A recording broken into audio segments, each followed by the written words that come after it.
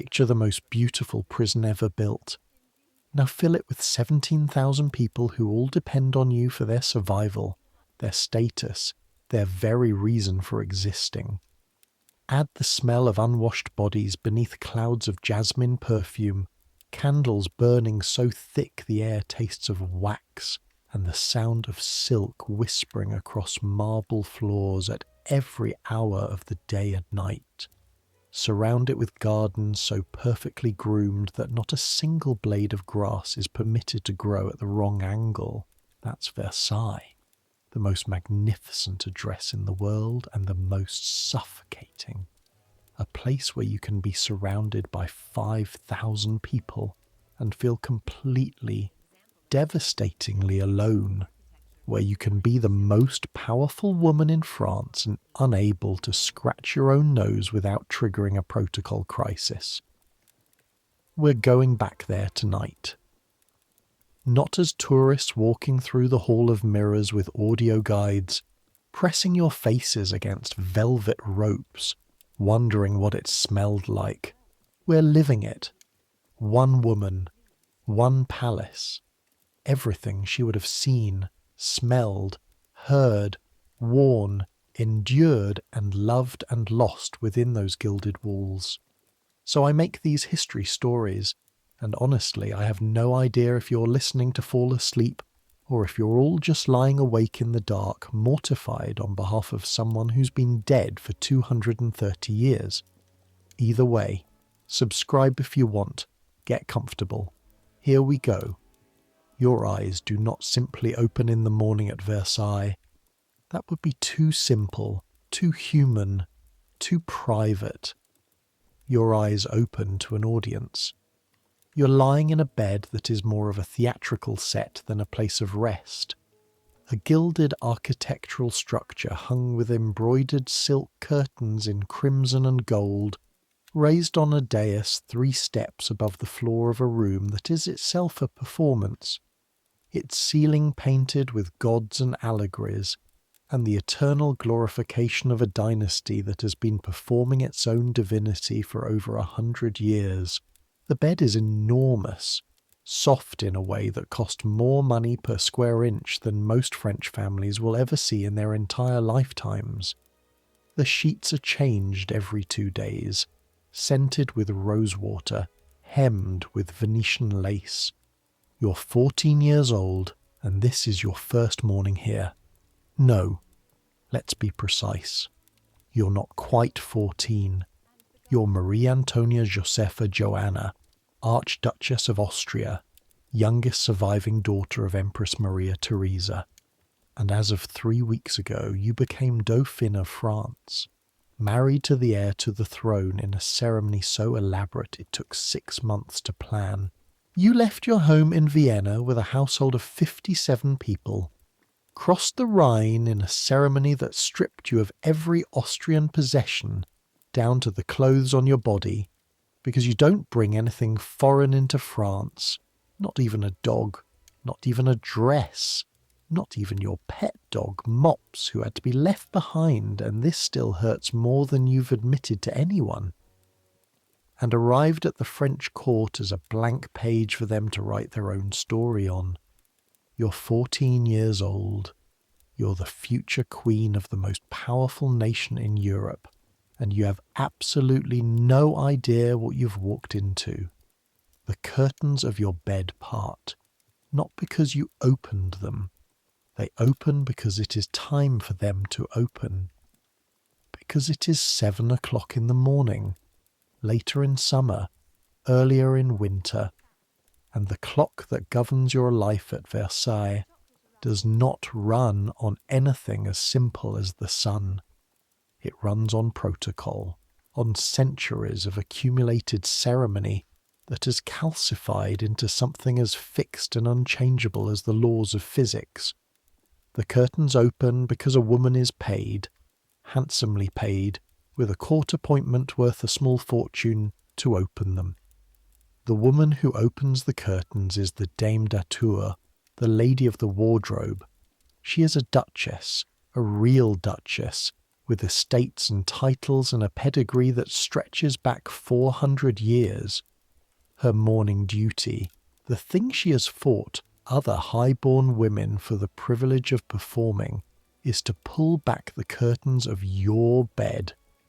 This is considered an honour. You're still trying to understand what that means. Behind her are the other ladies in waiting, arranged in a precise hierarchy that you learned from a handbook your mother's secretary prepared for you, and which you've been memorizing for months, and which is already making your head swim. Who gets to hand you your chemise? Who gets to pin your stockings? Who gets to help you into your gown? The order matters enormously. The wrong woman handing you the wrong item of clothing causes offence that can last generations. A duchess outranks a countess outranks a baroness, and so on, in descending order of importance, all the way down to the junior ladies in waiting who are permitted to stand near the door and observe. They are observing now. You sit up in bed. Your hair, auburn, slightly wavy, a little thin at the temples from the pulling required by the hairstyles they've already started inflicting on you, is a disaster. You can feel it. You don't have a mirror yet. The mirror comes later. Everything comes later, in the correct order, at the correct time, with the correct person performing the correct action. The room smells of melted candle wax and the faint sweetness of the potpourri they keep in bowls around the chamber, and underneath that something else. The smell of a room that has been full of sleeping humans for too many hours. The residue of breath and skin and the bodies of the women who sleep on pallets outside your door, because the Dauphine is never, never left alone. Never. Not at night.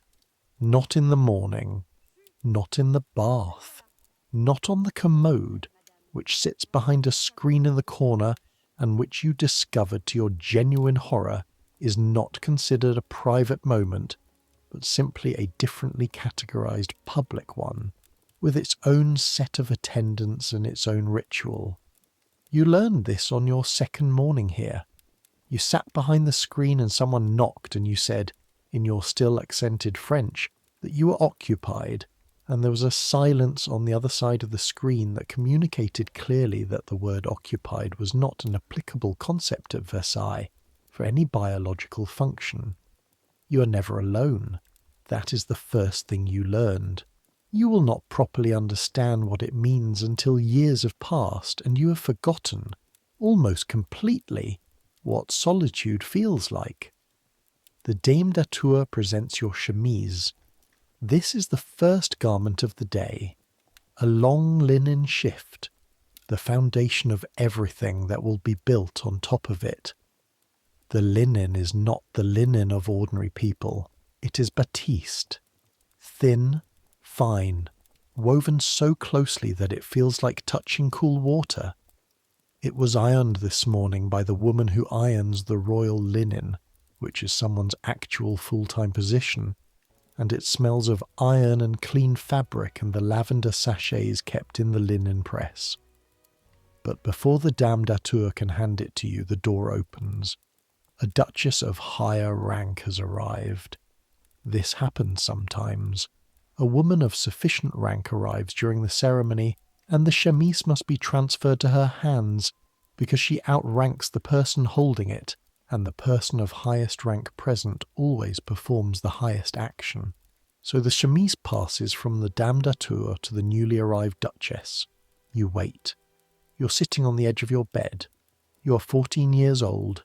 You are in your nightgown, which is itself made of finer linen than anything you wore in Vienna, and you are sitting here waiting while two French noblewomen rearrange the morning ceremony around their relative social standing, and you are cold because the fire in the fireplace hasn't been properly stoked yet, and cold air in January at Versailles has a particular quality. It doesn't just chill, it seeps. The stone floors, the high ceilings, the enormous windows that let in the grey morning light in long rectangles across the parquet. They hold the cold the way stone always does, nursing it through summer and releasing it in winter with a particular vindictiveness. Your feet are bare. The marble feels like touching something that has been in a river. You take the chemise from the Duchess, but now the door opens again. A princess of the blood has arrived, higher than a duchess. The chemise must be transferred again. The Duchess has to give it back. The protocol requires that the chemise now be held by this person of royal blood, because to have a lesser hand present it would be an insult to the hierarchy. And at Versailles, the hierarchy is not just social, it is cosmic. It is the natural order made visible. The sun rises, the king wakes, the court arranges itself in order of proximity to divine power. This is not metaphor, this is theology. You take the chemise from the princess. Your hands are cold, the linen is cold. Outside the window, the formal gardens of Versailles are frozen as to their geometric shapes. The fountains stilled by ice, the paths empty, their whole engineered landscape motionless under a white sky. You put on the chemise. Your mother would be horrified.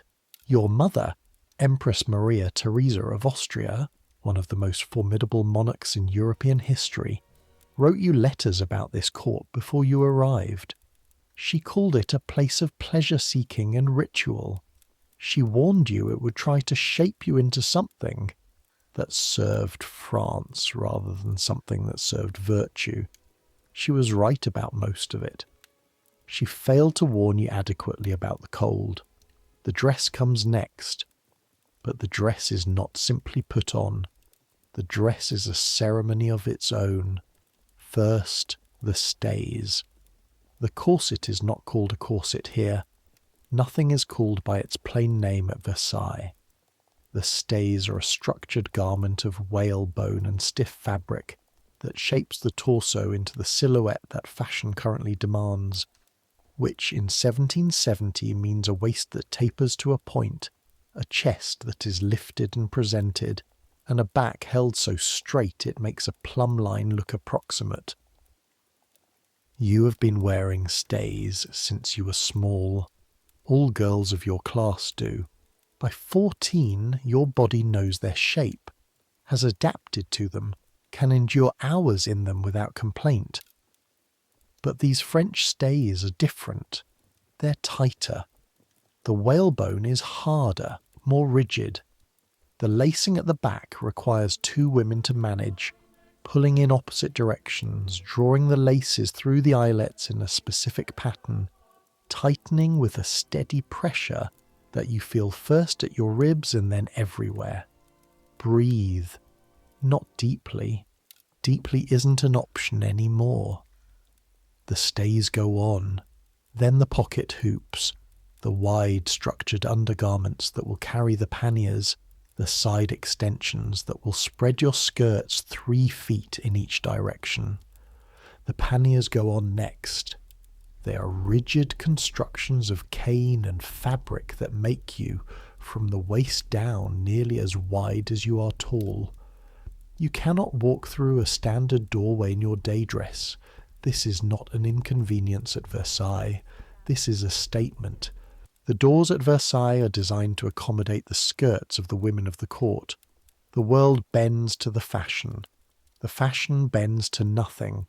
The petticoats go on, several of them, heavy with embroidery and padding, each one adding another layer of warmth, the only advantage of the whole apparatus, and another layer of weight. By the time the petticoats are assembled, you're wearing perhaps 15 pounds of fabric below your waist. By the time the gown itself is added, more. The gown, it was made for today specifically, not repurposed from last week, not altered from last season, made for this Tuesday in January 1770, for the specific court functions you'll attend, for the particular shade of a light in the state apartments at this time of year. The mantua maker and the dame d'atour consulted.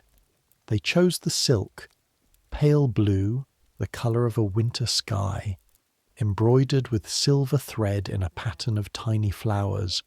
The robbings, the fabric folded and pinned across the front of the bodice, are different silk, deeper blue, edged with Alençon lace that cost more than a skilled craftsman earns in a year. It takes 4 women to dress you, not because the task physically requires 4 women, because the protocol requires 4 women. The dame d'atour oversees. 2 ladies in waiting handle the gown itself. Another manages the pins, because the gown is partly assembled on your body, pinned and adjusted and pinned again. There are no buttons. There are no closures in the modern sense. There are pins and laces and the skilled hands of women who've been doing this since they were young ladies watching their mothers do it, learning the vocabulary of it, the geography of the fabric. The last pin goes in. You are dressed. It has taken 45 minutes. Now, the hair. Your hairdresser approaches your head with the gravity of a surgeon. The process. First, your hair is combed out and arranged on a wire framework that adds height. Then the framework is covered with your own hair, puffed and pinned and coaxed into the rising structure. Then the powder. White powder, made of starch, applied with the bellows-like contraption that puffs it in clouds that taste of nothing and settle on everything. It gets into your lungs, it gets into your eyelashes, it gets onto the blue silk of your gown. There are cloths held around your shoulders to protect the dress, and still the powder migrates, settling in the folds and the lace and the tiny crevices of embroidery. The hair takes another 45 minutes. By the time it's finished, your head is approximately 8 inches taller than it started. The structure is held together by more pins than you can count. You can feel them at the base, metal points pressing against your scalp, not painfully but constantly, a presence that never quite disappears. A low, permanent pressure. You will feel it all day. You will still feel the ghost of it when the pins come out tonight. You look in the mirror. The mirror is enormous. Floor to ceiling, gilt-framed. One of several in this room, because Versailles has more mirrors than any building in France and possibly the world. You look at the person in the glass.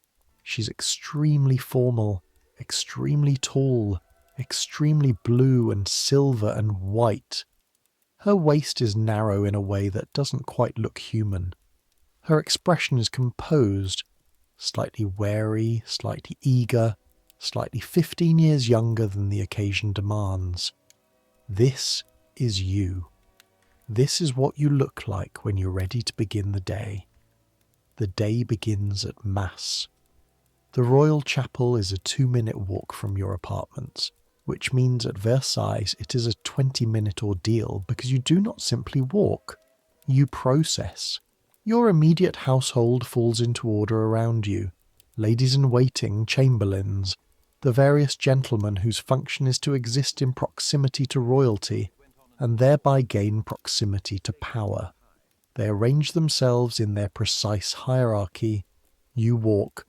Your shoes are silk, pale blue, matching the gown, with small-heeled soles that elevate you another 2 inches and provide approximately 0 traction on the polished marble floors. You have learned, in 3 weeks, not to take long strides.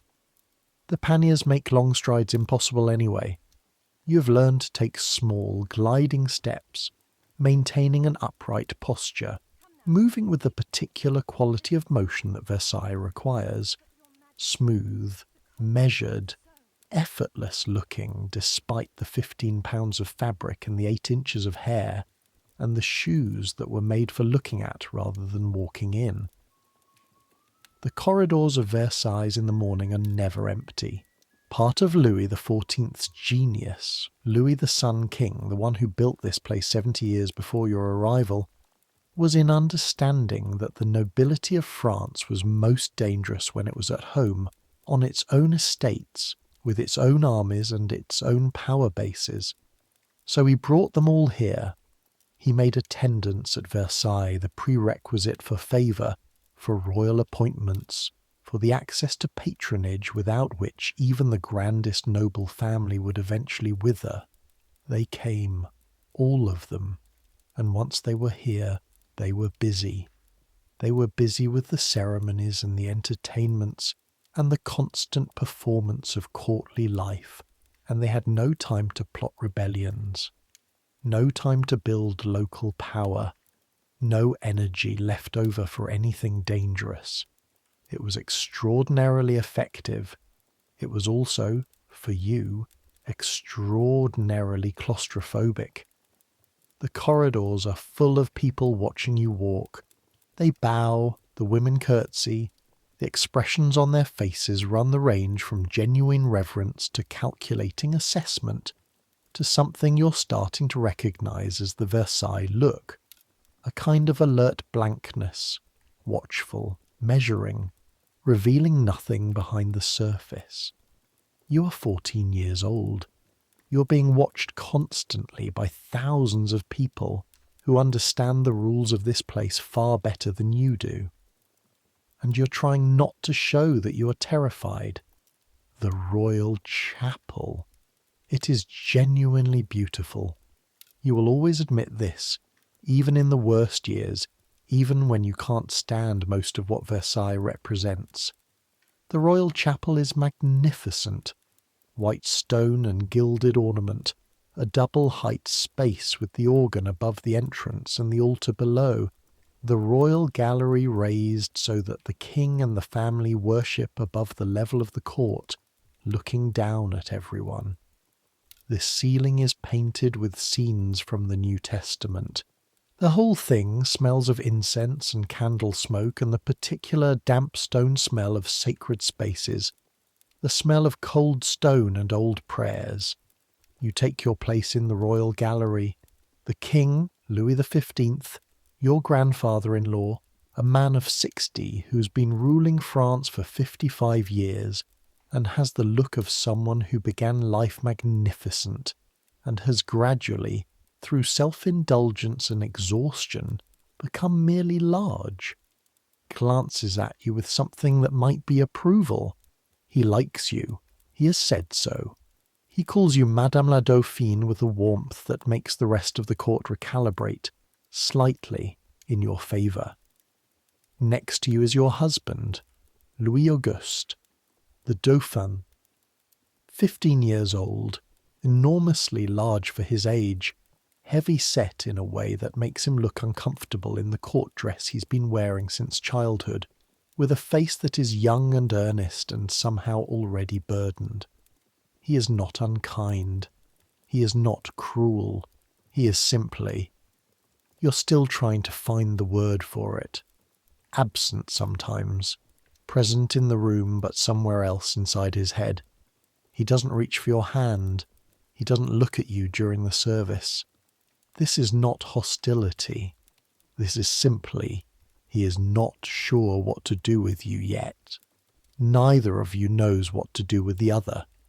You were sent here to be his wife, and the wedding happened, and now you are here together listening to the Mass being sung by the finest choir in France, and you are essentially strangers sharing a bed and a dynasty.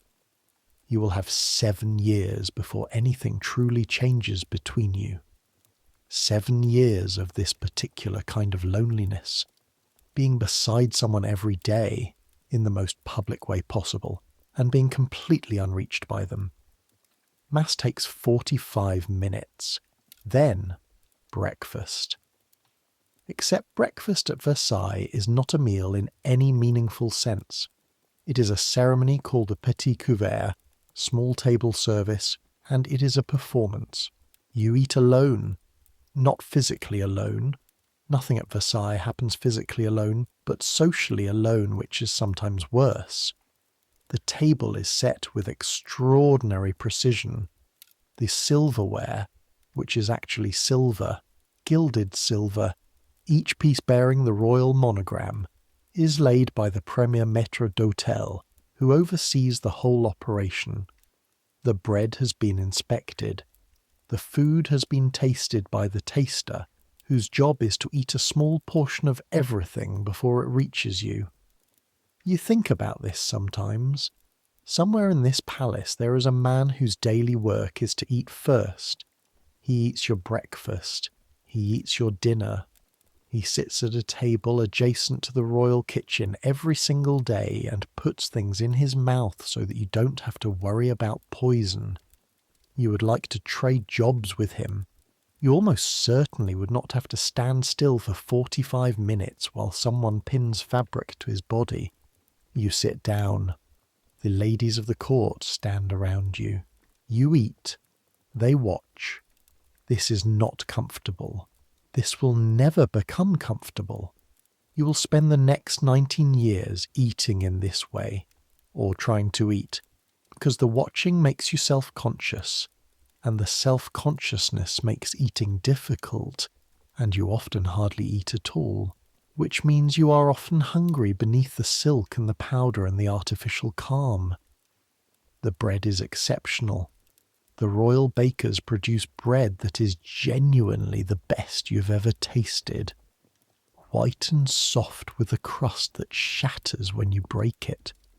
Showering crumbs that must be swept up immediately by designated crumb sweepers, because the protocol of the table extends to the crumbs. There is also chocolate. Hot chocolate prepared by the chocolatier du roi, thickened with egg yolks and sweetened with sugar from the colonies, and this you genuinely love. This is one of the few unambiguous pleasures in your morning. You wrap your hands around the chocolate cup and feel the heat of it seep through your white kid gloves, and the smell rises up rich and dark and real. You drink the chocolate. Around you, the court watches. Outside the windows of your breakfast chamber, the gardens of Versailles extend in their geometric perfection toward the horizon. The Grand Canal runs down the centre, a cross-shaped body of water that reflects the winter sky. The bosquets, the grove rooms cut into the dense plantings on either side of the main axis, are bare, their hedges clipped to geometric precision, their ornamental fountains frozen into white columns of stopped water.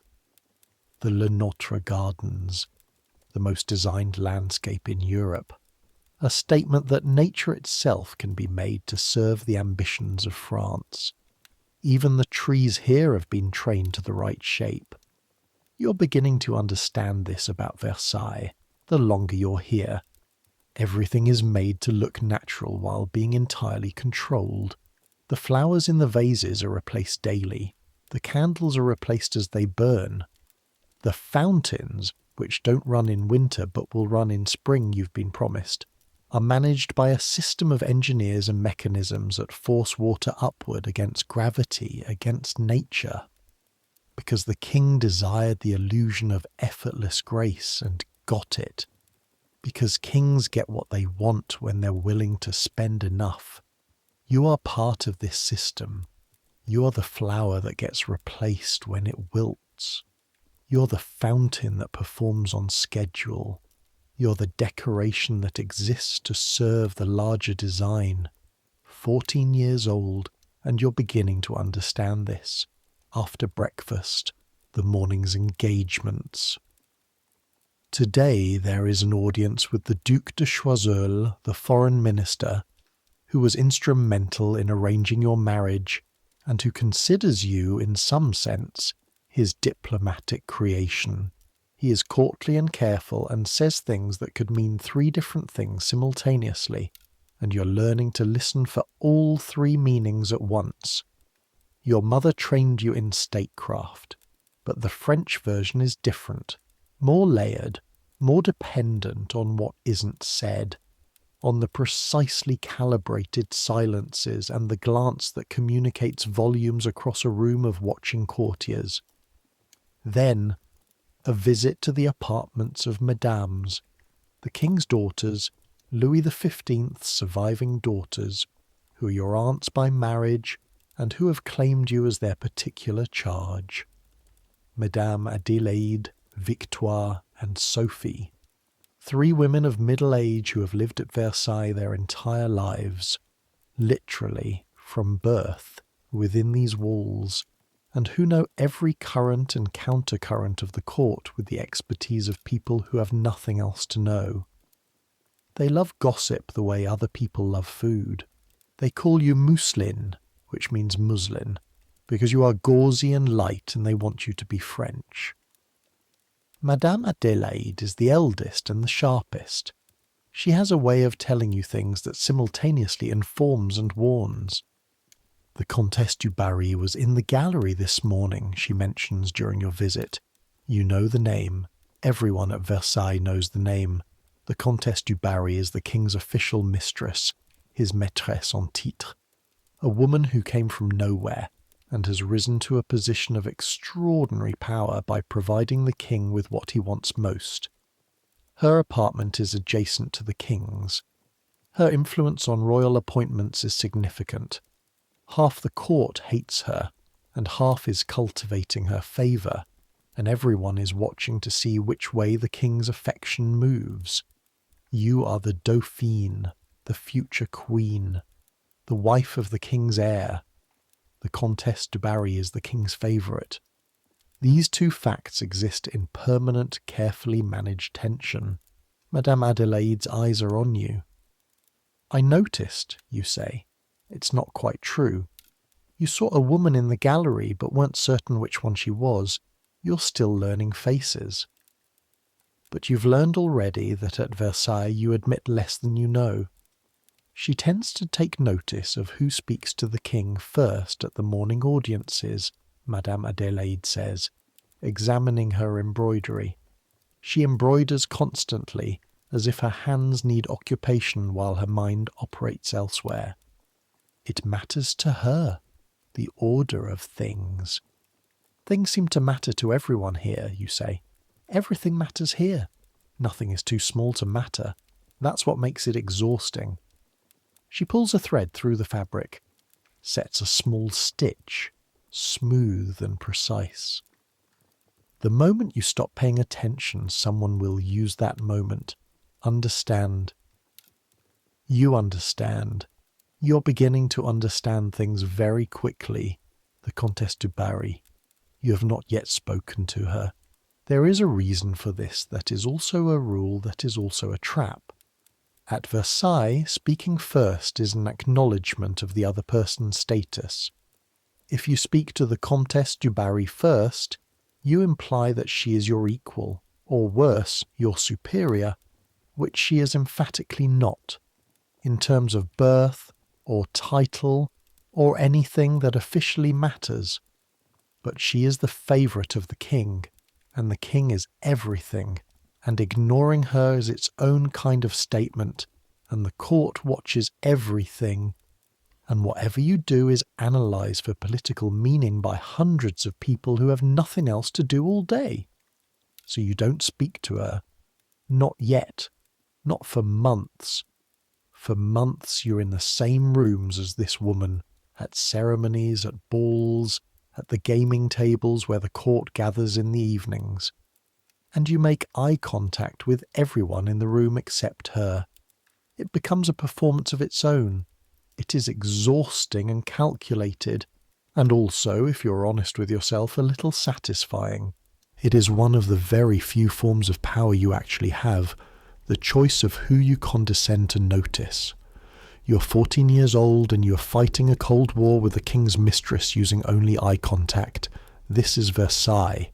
The morning passes. By noon, your feet hurt. Not from walking, you've barely walked.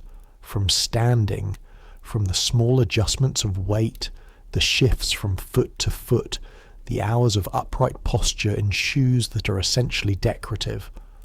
The balls of your feet ache with a specific, dull, relentless pressure. Your lower back, compressed by the stays and the constant demand of vertical posture, has its own separate complaint. Your neck aches from the weight of the hair structure above it. You do not show any of this. You will not show it for years. Dinner happens at 1 o'clock. In the 18th century, dinner is the midday meal, not the evening meal. And at Versailles, dinner is a ceremony of particular strangeness. You dine in public. This is tradition.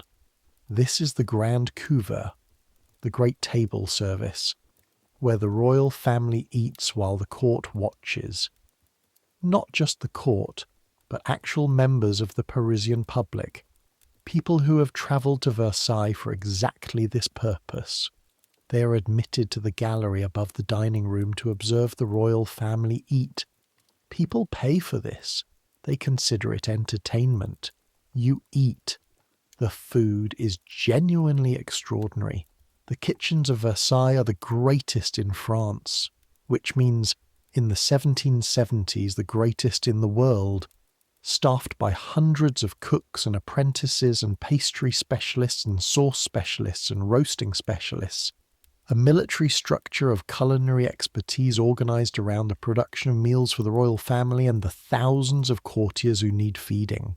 The food comes from those kitchens to your table through a journey that takes 30 minutes from preparation to plate, carried through the corridors of Versailles in covered dishes maintained at temperature by various mechanisms. By the time it arrives, it is lukewarm. This is the eternal complaint of Versailles. The distances are too great. The ceremony takes too long. The food, produced with extraordinary skill and extraordinary expense, arrives at the royal table at temperature that would embarrass a second-rate provincial inn. The fish course, fillets of sole in a cream sauce with capers, accompanied by a mousse of crayfish that is the colour of the interior walls of the opera house, and more delicate than it looks. This is genuinely good, even lukewarm. The sauce has a sharpness from the capers that cuts through the cream. You eat 3 bites and want more, but the ceremony of the table has a rhythm and eating too eagerly looks bad. The gallery above is full today. You can hear the murmur of them. You don't look up. You've learned not to look up, but you can hear them. You can always hear them. After dinner, the afternoon. The afternoon has a different texture than the morning, slightly more flexible, which means only that the specific forms of its ceremony are different, not that you are free. Today, walking in the gardens. This is a genuine pleasure. You discover this about yourself in the early months, that outside, in the formal gardens with their clipped hedges and their long perspectives and the cold air that tastes of nothing but cold air, something in you relaxes. Something that has been clenched since dawn begins to loosen, fraction by fraction. The gardens of Versailles in January. The main parterre is empty of flowers. The beds are geometric shapes of raked earth waiting for spring.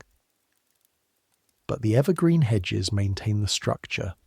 The gravel paths are perfectly raked. Every turn reveals another perspective, another long vista toward the horizon. You walk quickly. You have always walked quickly. It is an Austrian quality. The Habsburg family walks at a different pace than the French court considers appropriate. The ladies struggle to keep up without appearing to hurry. You don't slow down. This is perhaps the one area where you've not yet fully bent to Versailles. The Grand Canal lies ahead, a mile long, stretching to the western edge of the gardens. In the low January sun, its frozen surface looks like hammered tin. In summer there are gondolas on the canal, actual gondolas brought from Venice, operated by actual Venetians who've been installed in a small village at the canal's edge. They gondola back and forth for the entertainment of the court. In January, the canal is frozen solid. You stop at the edge and look down at the ice. Your breath makes small clouds in the cold air. The panniers of your dress catch the wind slightly, a pressure at your hips. The powder in your hair has held.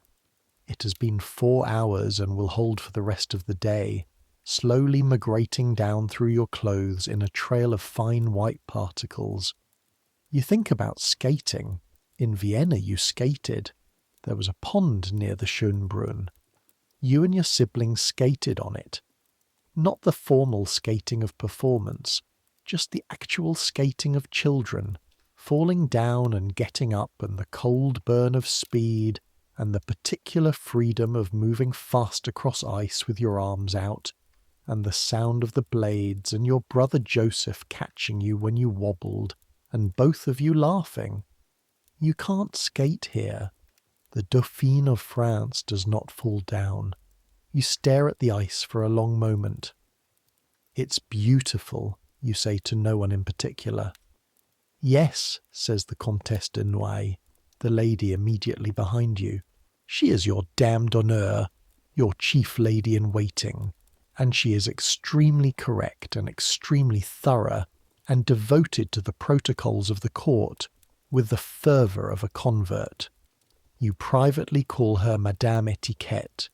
She calls the frozen canal beautiful, with the sincere approval of someone who sees beauty in correctness. The ice is where it's supposed to be, frozen as it should be in January. You turn back toward the palace. You should talk about the palace. Versailles is not a building. Versailles is a city that happens to have a roof. The main building, the central block, the Cour de Logis, is long enough to walk from one end to the other in 10 minutes at a good pace, and it is flanked by 2 great wings, the north and south, each of which is itself the size of a significant palace by any other country's standards. Behind the main building are the gardens, in front of it the town of Versailles, which exists solely to service the palace, the markets, the inns, the workshops, the lodgings for the thousands of people who work here but don't live inside. Inside it is an entire city's worth of apartments, halls, galleries, chapels, theatres, libraries, kitchens, workshops.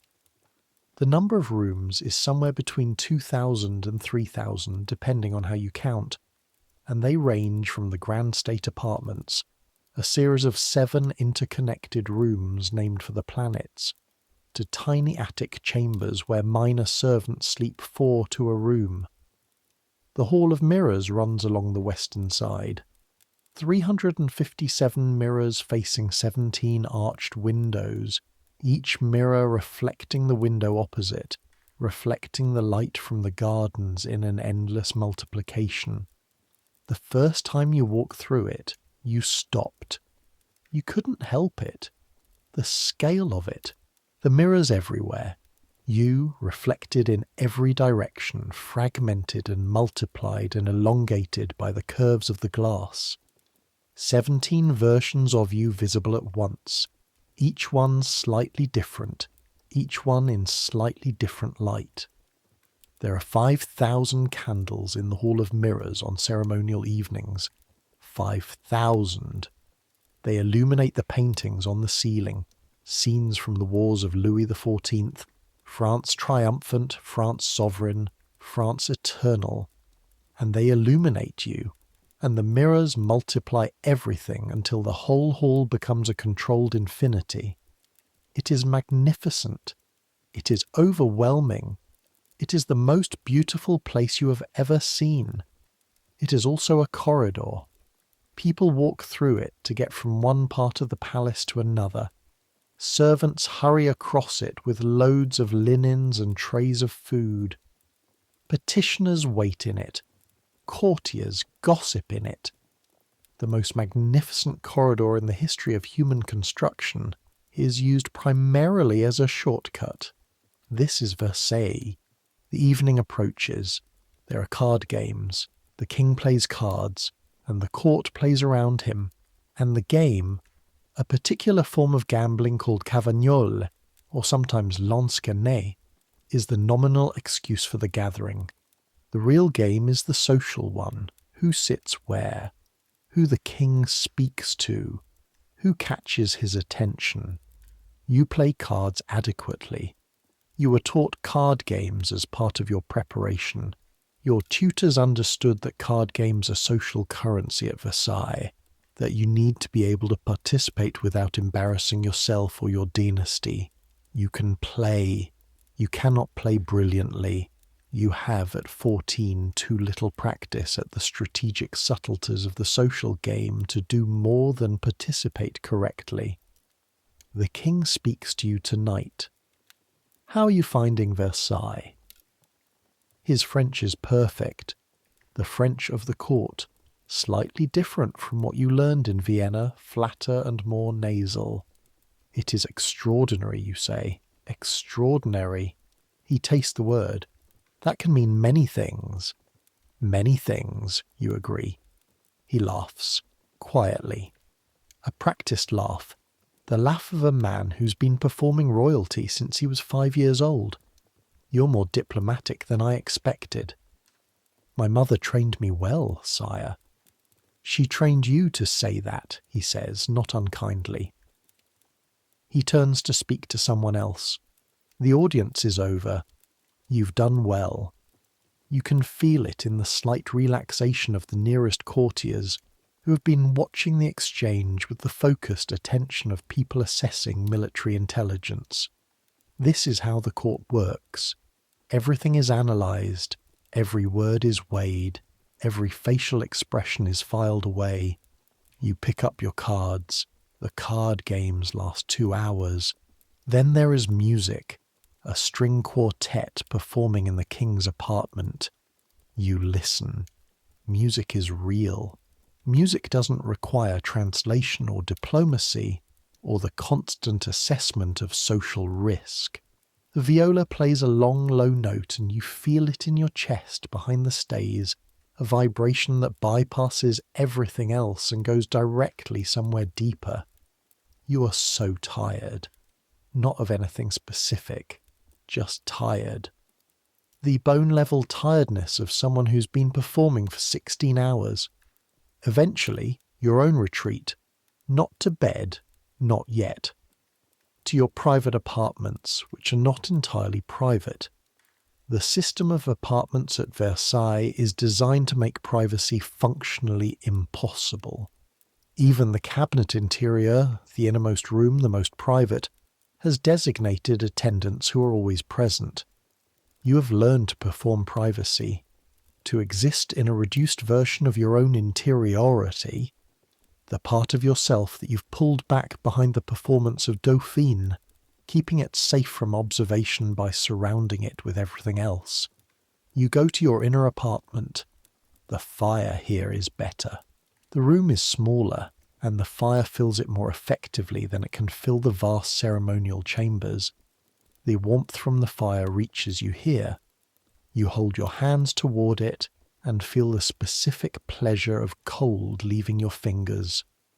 Your cheeks are still cold from the walk in the garden. Your hair is beginning to lose its powder. You can see it settling on the shoulders of your gown. A lady-in-waiting brings tea.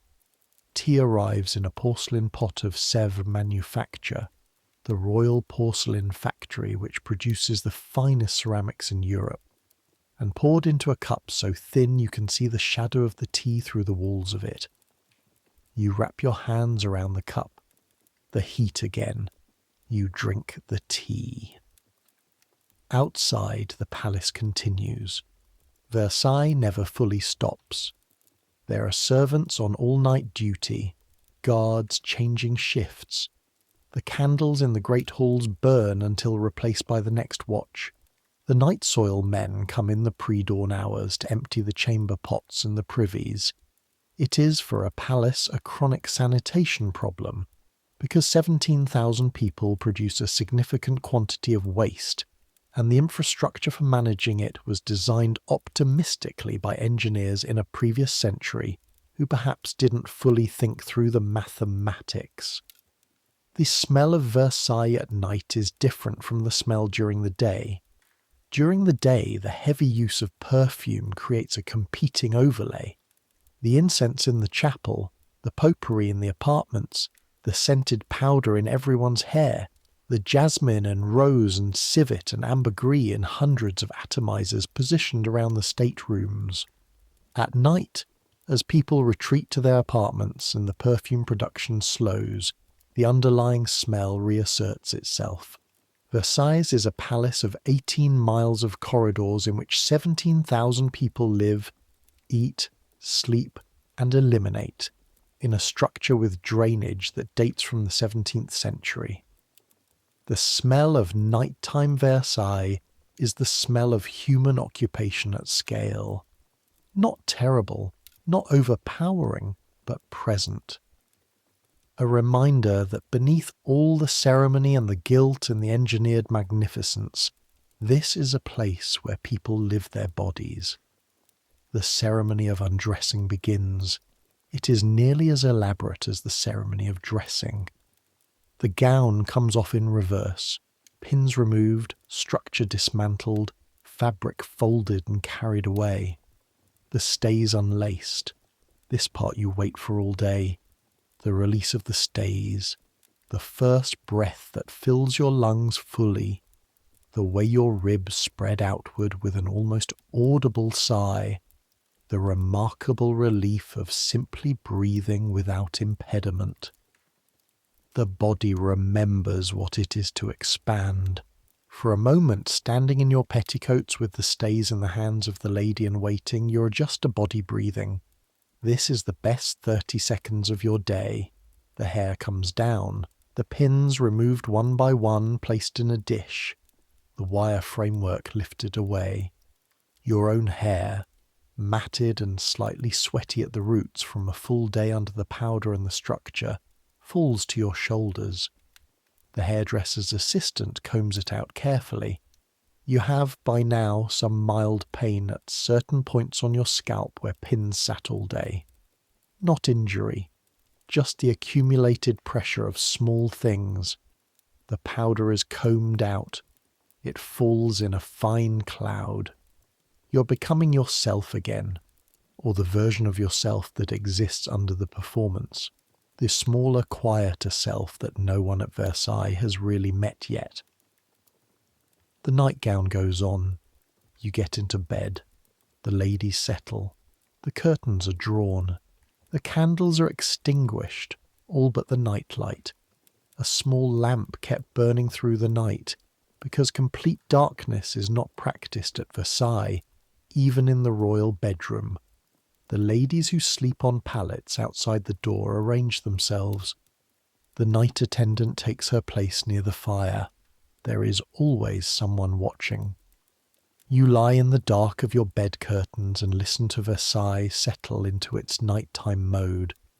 A door, somewhere, footsteps on marble, distant voices, the creak of the building, the massive stone structure contracting in the cold, releasing the heat of the day through its enormous walls, the sound of it like a very slow breathing. You're thinking about Vienna. You will always be thinking about Vienna a little. Your mother's court was formal, certainly. Maria Theresa was not a woman who left things unceremonious, but it had a different temperature than this. You had siblings. You could move through the Schönbrunn in a way that felt occasionally like you were a person rather than a function. Here you are always, primarily a function. The function of Dauphine, future function of Queen. You're 14 years old. You close your eyes and try to remember specifically what the smell of Vienna was like. The particular combination of the Schönbrunn gardens in late summer and the kitchens on feast days, and something else you can't quite name.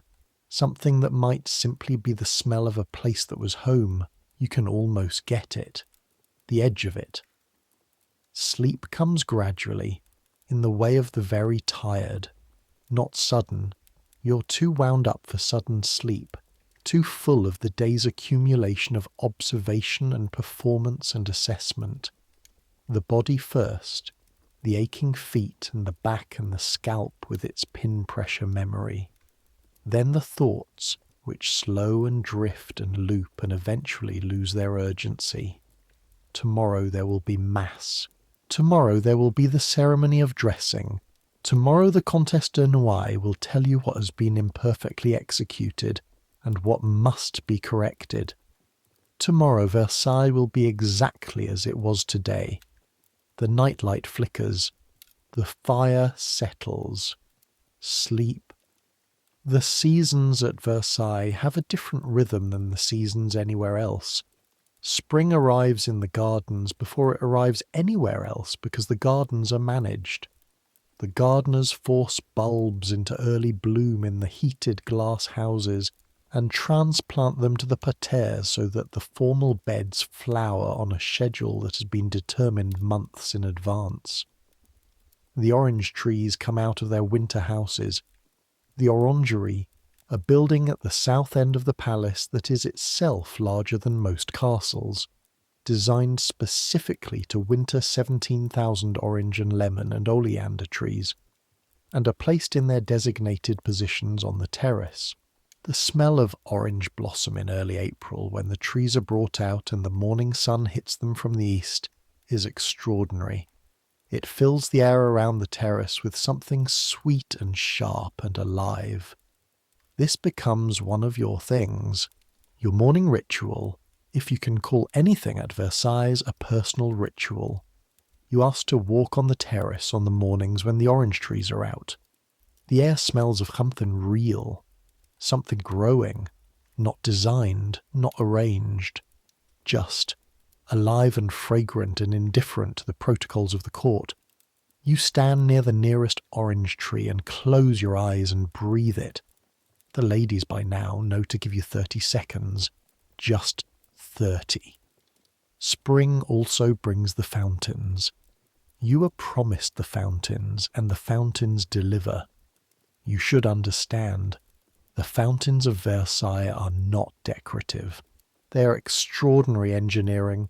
1,400 jets, basins and cascades and groups of statuary, all connected to a hydraulic system so complex that it required its own engineering corps to build, and continues to require a dedicated corps of men to operate.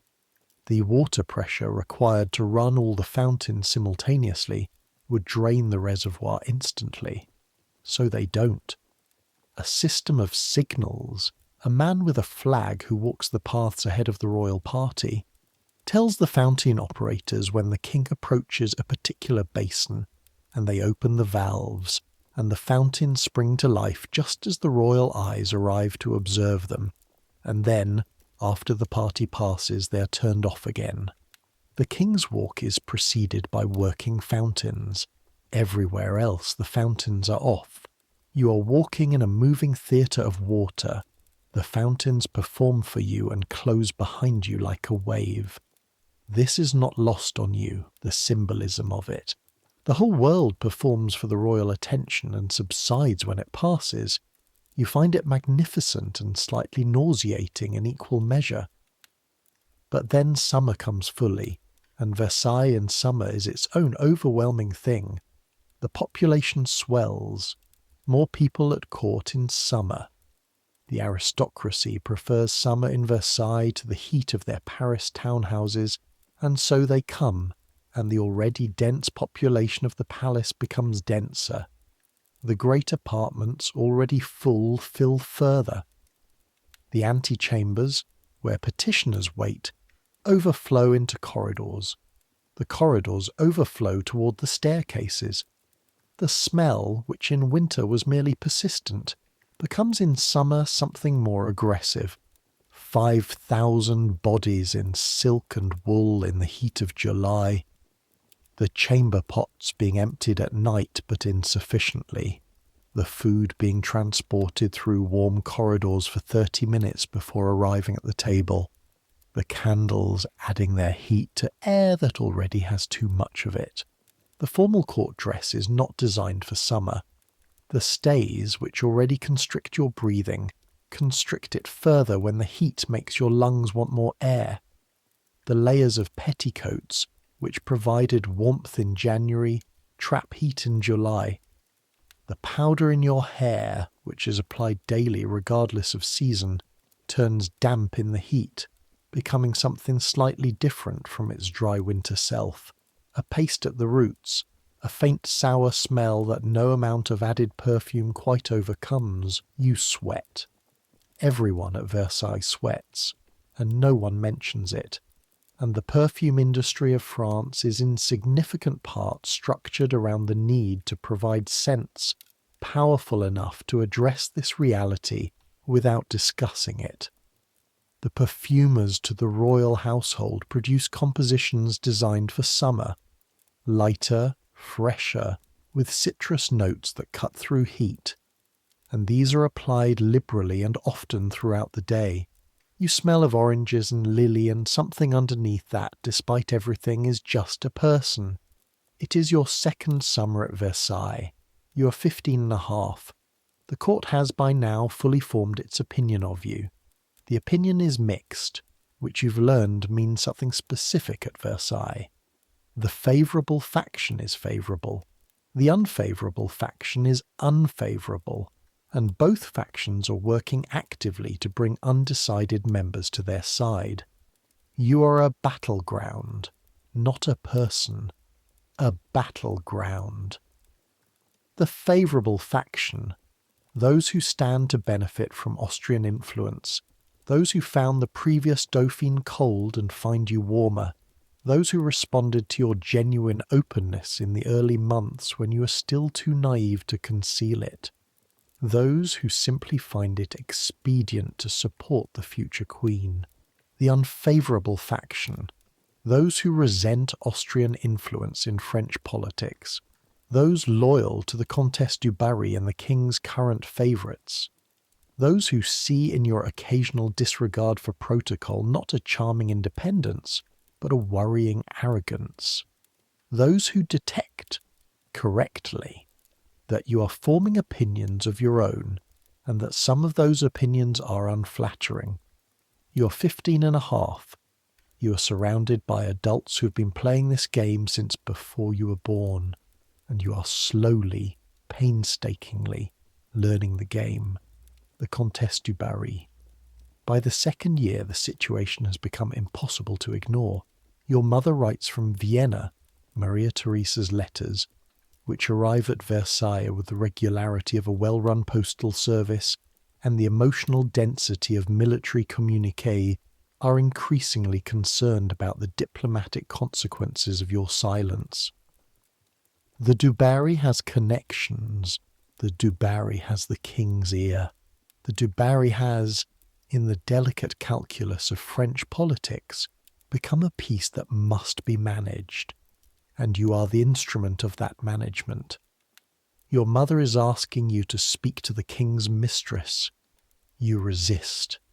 You resist for months, not out of childishness, but out of genuine principle, out of the Austrian sense of rank and dignity that your mother instilled in you, and is now asking you to set aside.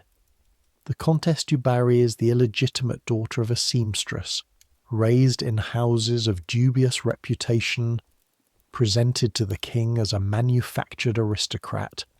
You know the story. Everyone knows the story.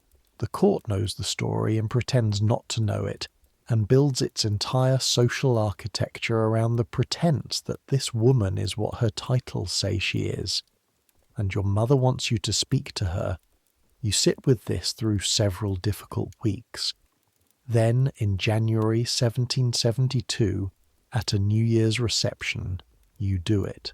You look across the room at the Comtesse du Barry, who is beautiful in the way of women who have been professionally beautiful for years, practiced, precise, somehow flawless in a way that your own less managed attractiveness is not.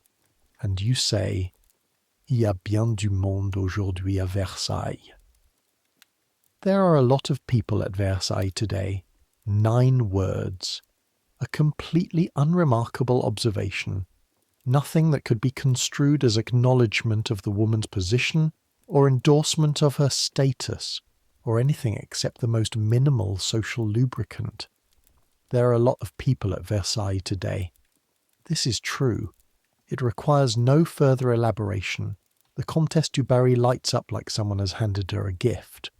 The court, which has been watching this potential moment for 2 years, reacts as though a military victory has been achieved. Congratulations are passed through intermediaries. The du Barry's faction relaxes. The king is pleased. Your mother is satisfied. You have said 9 words and managed a diplomatic situation that your mother's ambassador has been navigating for months. 9 words, and you hate that this is what it costs, that this is what power looks like from where you stand, the choice of 9 specific words, the management of whose feelings you protect and whose you don't, the endless calculation of what each action means to the 100 different people who will interpret it. You hate it. You file this feeling away where you file all the feelings you can't show. That room inside yourself is getting quite full. The king dies in May of 1774. You are 18 years old. Louis XV, at 64, contracts smallpox. The diagnosis is made on the 27th of April. Within days it is clear that it is fatal. The courtiers begin their slow, careful migration. You can see it happening, the infinitesimal shifts of attention, the eyes moving from the dying king toward your husband, who's about to become king, toward you, who's about to become queen, the social gravity of the court beginning to reorient like a compass needle finding north. Your husband knows. You can see it in his face, though he says nothing. Or rather, he says things that are not quite about what is actually happening. The way he often communicates in oblique approaches when something is too large or too frightening to address directly. The king dies on the 10th of May. You're in the apartments with Louis Auguste. You're holding his hand, which is something you have gradually, awkwardly, found your way toward over 4 years of marriage, the physical distance between you closing by inches over time. You're holding his hand and you both hear the courtiers begin to move. The sound of it carries, the murmur shifting to something different, the particular quality of organized motion. Someone knocks. The door opens. The Grand Chamberlain enters. He says, "The king is dead." And then, immediately, "Long live the king." Louis Auguste, Louis XVI now, King of France, begins to cry. Not dramatically. Just suddenly his face changes and his eyes fill and he's crying, silently. A boy of 19 who is now the king of 25 million people and knows it, and is, in this moment, just frightened. You put your arms around him. The Grand Chamberlain looks at the floor. Outside the door, the court is assembling for the ceremonial greeting of the new king, and in 2 minutes you will have to open that door and begin the next phase of everything. The new title, the new ceremonies, the new hierarchy, all the existing structures reforming around a new centre. But for this moment, for 30 seconds in the private room, Louis XVI cries quietly into your shoulder, and you hold him. You are queen. You've been preparing for this your entire life. Your mother raised you for it. The tutors and the etiquette training and the years of Versailles, all of it pointed here. You are queen, and you are 18 years old, and you are frightened, and the man crying in your arms is your husband and your king, and in this moment, the person you are closest to in the world, despite the distance that still lives between you. Then you open the door. The court is there, hundreds of them, arranged in their perfect order, waiting. And the wave of bowing and curtsying begins. It moves through the crowd like wind through grain. the people in front going down first and the motion travelling backward through the ranks. An entire court performing obeisance to a boy of 19 and a girl of 18 who have, between them, all the power in France. You have practised your face for this. The composed expression, the queenly expression, the one that gives nothing away. You don't need to practice it today. Today it comes naturally, because what you feel is so enormous and so private that concealment is automatic. The Queen is dead. Long live the Queen.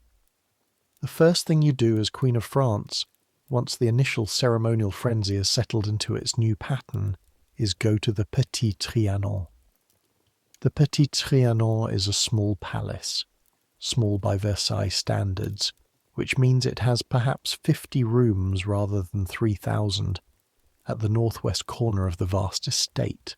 It was built by Louis XV for the Comtesse du Barry, a private retreat, away from the main palace, where the king and his favourite could have something approaching a private life without the full apparatus of the court. When you become queen, the Petit Trianon comes to you. You ride there on a morning in June with a smaller than usual retinue and stand in front of the pale stone building with its 4 columns and its classical proportions and its gardens, formal on the south side, beginning to become something wilder on the north, and you feel for the first time in 4 years something that might be possibility. The Petit Trianon becomes yours.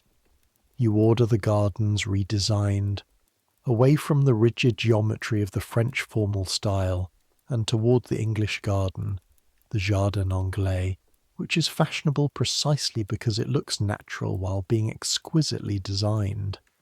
Winding paths instead of straight ones. Artificial hills and deliberate plantings meant to look accidental. A small river that isn't quite a river, a grotto, a temple. This redesign takes years and costs a fortune and generates criticism that you are frankly not entirely wrong to receive. You know the criticism. You know you're spending money that could be spent on other things. You know the treasury's not unlimited, that France is financially overextended from the American war, that there are people in the Kingdom of France for whom the price of a single one of your dresses would feed a family for a year.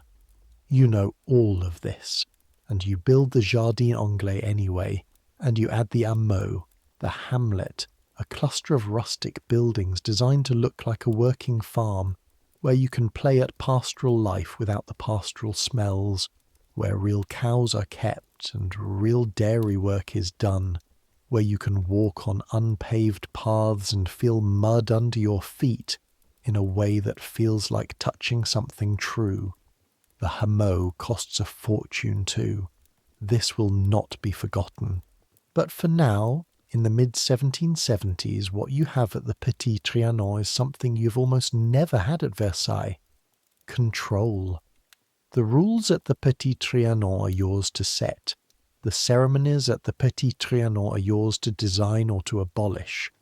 There is no Comtesse de Noailles at the Petit Trianon telling you that the etiquette requires this or that. There is no hierarchy of who may hand you which garment. There are your friends, your real friends, the small inner circle that has formed around you over the years, the ones who make you laugh. And there is air that smells of gardens, and there is a sense, fragile and precious, of being something like a person rather than a function. You understand that the Petit Trianon is also in its way a performance, that the pastoral idyll you've created here is an artifice, just as the geometric gardens of the main palace are an artifice. You're not a milkmaid. You are the Queen of France, playing at being something simpler and more real. You understand this, but the performance here is one you've chosen. That makes it different. That makes it, if not freedom, then something adjacent to freedom. and at Versailles you take what you can get, the pregnancy. The question of your producing an heir had been present from the beginning. It was, technically, the entire point of bringing you from Vienna. The marriage existed to produce children who would carry both the Bourbon and Habsburg bloodlines, cementing the Franco-Austrian alliance that your mother had engineered at enormous political cost. You were 14 when you arrived. You were sent to do a specific job, and for 7 years you didn't do it. The reasons were complicated and in part medical and in part the particular nature of your marriage, and in part the anatomical reality that your husband had a physical issue that made the standard version of the consummation difficult. And none of this is simple to talk about in a court that is watching for the results of your marriage, with the attention of people who consider an heir to the throne of France the most important business in Europe. Your mother wrote letters, not gentle ones. The court speculated, not quietly, 7 years. Then, in the summer of 1777, your brother Joseph came to Versailles. Joseph II, Holy Roman Emperor, your older brother, a man who combined your mother's formidable practicality with a bluntness that could peel paint at 40 paces.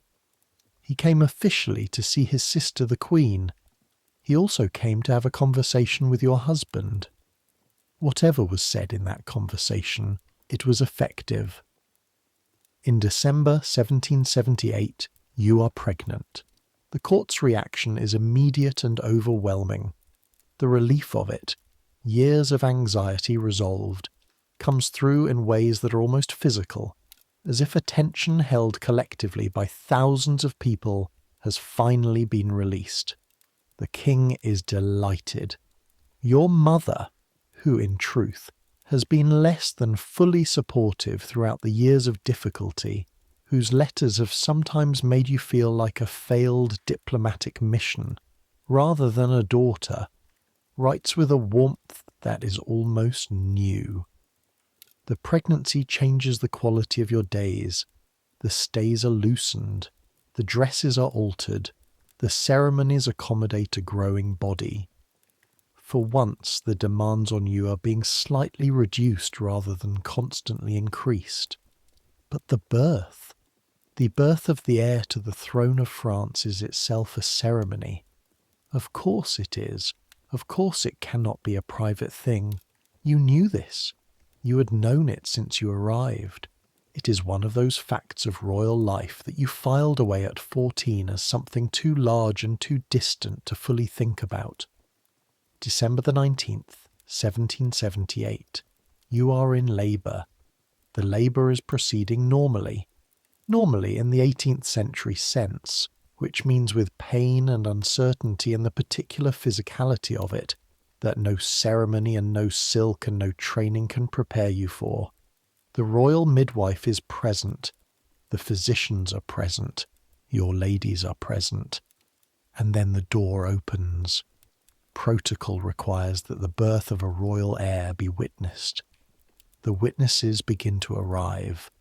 First, the immediate royal family, the king, who is there for you, who holds your hand with a steadiness that surprises you, who is in this specific situation calm in a way he rarely is elsewhere. His brothers' wives, then the court. The doors are open. They have always been open. The birth of the heir to the throne of France is a matter of state. The witnesses have the right to be present. The witnesses exercise their rights. The room fills and fills and fills. The room is hot. Bodies generate heat, and there are now 60 people in a room designed for perhaps 10. The air is going. The candles in their hundreds are burning, and the breath of 60 people, and the fire in the fireplace, and the heat of your labouring body. The room is becoming airless. The smell of it is overwhelming. Perfume and candle smoke and body heat, and the particular smell of a room in which too many people are confined. You're trying to give birth in a room with 60 witnesses. You feel faint. This is partly labour and partly heat, and partly the surreal quality of the situation, the consciousness that you are in the most intimate moment of your physical life, and there are 60 people watching you, have the right to watch you, are here in the name of the state and the dynasty and the continuity of the Bourbon line. You lose consciousness briefly. The king orders the windows opened. Servants run, the windows are opened, cold December air floods in, and the air pressure in the room equalizes, and you come back to yourself in a rush of cold and clarity. On December 19th, 1778, Marie-Thérèse Charlotte is born. A girl. Not the Dauphin the court hoped for, not the son who would secure the succession and send the court into relieved raptures. A daughter, the Madame Royale, a healthy, living child, and you love her completely and instantly. But the dynasty needs a son. The court's reaction to this daughter is muted. Not cruel, not openly, but muted, you notice. 3 years later, a son, Louis-Joseph, Dauphin of France, born in October 1781. The court's reaction to this is not muted. The court reacts to this the way a crowd reacts to a victory, which is essentially what it is. A victory. The continuation of the line, the security of the succession, the thing the court has been waiting for. The king weeps. You weep. The court weeps. Paris, informed by couriers, celebrates in the streets. You're not quite 26 years old. You have a son who will be king. You lie in your state bed, which is full of people, and hold this small person against you, and feel something close to triumph. It will be the last thing you feel quite like triumph for a long time, because now the court's relationship with you changes. You have delivered. You have produced the heir. You have completed the primary task for which you were imported from Vienna 14 years ago. And now you are no longer the investment to be cultivated and the potential to be protected. Now you are the established thing, the known quantity, and the established thing at Versailles becomes the target. The pamphlets begin. They've been there for years, actually. The libelles, the pamphlets, these scurrilous printed sheets that circulate in Paris and find their way to Versailles by means that no amount of police action can quite suppress. They've been running stories about you since you were Dauphine. At first they were minor, the Austrian, the foreigner, the woman who spends too much, small stuff, the kind of gossip that any high-profile woman attracts. But as the years pass and the financial situation of France worsens, and it worsens relentlessly year by year, under the weight of the American war debts and the structural problems of the French tax system, the pamphlets get worse. They call you Madame Deficit. They call you l'Autrichienne, not just the Austrian, but with a pun built into it, because chienne means bitch. They make claims about your character, your morality, your behaviour at the Petit Trianon, that are outrageous and mostly invented and nonetheless effective. The pamphlets spread, the stories travel. They reach people who will never see Versailles, people in provincial towns and rural villages, people who are genuinely hungry in years of bad harvests, people who look at the extravagance of the court and look at their own tables and listen to the pamphlets and believe them. You know this is happening. You know, and you don't know how to stop it. You cut your spending. You reform the household, the absurd number of attendants, the endless ceremony. You cut it. You reduce it. You try to make the machine of royal life slightly less expensive. But it was never your spending that caused the financial crisis. France's finances were in disorder before you arrived in France. France borrowed money to help America win its independence from Britain, and the debt from that is staggering and has nothing to do with your dress bills. But the pamphlets don't tell that story. The pamphlets tell the story of the Austrian woman who spends France's money on fashion and frivolity, while the people starve. And the people believe it. This is the thing you will spend years failing to understand and then, eventually, understand too late. The truth doesn't travel the way stories travel. A story travels fast and sticks. A truth is complicated and requires context and nuance and the willingness to sit with complexity. And the people who read the pamphlets are tired and hungry, and the stories make sense of something that otherwise doesn't make sense. Why is this so hard? Why are we so poor? Why does nothing get better? And the stories give them an answer. The answer is you. The diamond necklace affair breaks in August 1785. You have to understand the context. A necklace, the most expensive single piece of jewellery ever assembled in France. 2,800 diamonds, over 1,000,000 livres in value, created originally for the mistress of the late Louis XV, and then left unsold when she fell from favour and died. The jewellers, desperate to recover their investment, offered it to you. You declined it. You told your husband directly, France doesn't need this necklace, and you don't want it. This is true. You actually said this. You actually refused it. What you don't know, in the summer of 1784, is that a woman named Jeanne de Valois-Saint-Remy, who is brilliant and ruthless, and has a gift for exploiting people's vulnerabilities, has devised a scheme. She has convinced a cardinal, the Cardinal de Rohan, a man desperate for royal favour, who had somehow managed to offend your mother and is terrified that you carry the same grudge, that you secretly want the necklace, that you've been in correspondence with him, that you would like him to purchase it on your behalf through back channels, that it's all very secret. None of this is true. The letters signed with your name were forged. You never wrote them. You never spoke to the cardinal. You have barely spoken to the cardinal in your life. But the cardinal believes it. The jewellers believe it. The necklace is purchased on credit and delivered to a go-between who claim to be acting on your behalf. The go-between disappears with the necklace. The cardinal, when the jewellers come to collect payment and find that the Queen of France has no knowledge of any necklace, panics. The whole scheme unravels. Arrests are made. The case comes before the Parliament of Paris, and you, who have done nothing, are on trial in the court of public opinion. The cardinal goes before the Parlement. The case is public. All of Paris follows it. All of France follows it.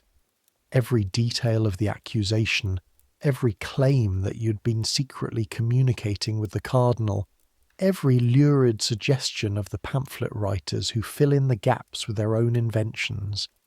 It all goes public in the most public way possible. You want the cardinal punished. You want it made clear, publicly and formally, that you were the victim of fraud, that the letters were forged, that you never requested or received a necklace. You want vindication. The Parlement acquits the cardinal, not because they believe in your innocence. They do believe in your innocence, actually. The evidence is fairly clear. They acquit him because acquitting him is the politically effective move, because the Parlement and the Crown are in a long, complicated conflict about power and taxation and constitutional authority, and the case of the diamond necklace has become a proxy for that larger conflict. And acquitting the cardinal is a way of humiliating the Crown. The crowd outside the court cheers. They cheer the acquittal of a man who was foolish enough to believe forged letters claiming to be from you. They cheer it as a verdict against you, and you have done nothing wrong. The unfairness of it is a physical sensation. You feel it in your chest behind the stays, the same space where the music reaches you, but this is its opposite. This is something tightening. This will not loosen. You are 29 years old. The woman the pamphlets describe bears almost no resemblance to the person you understand yourself to be.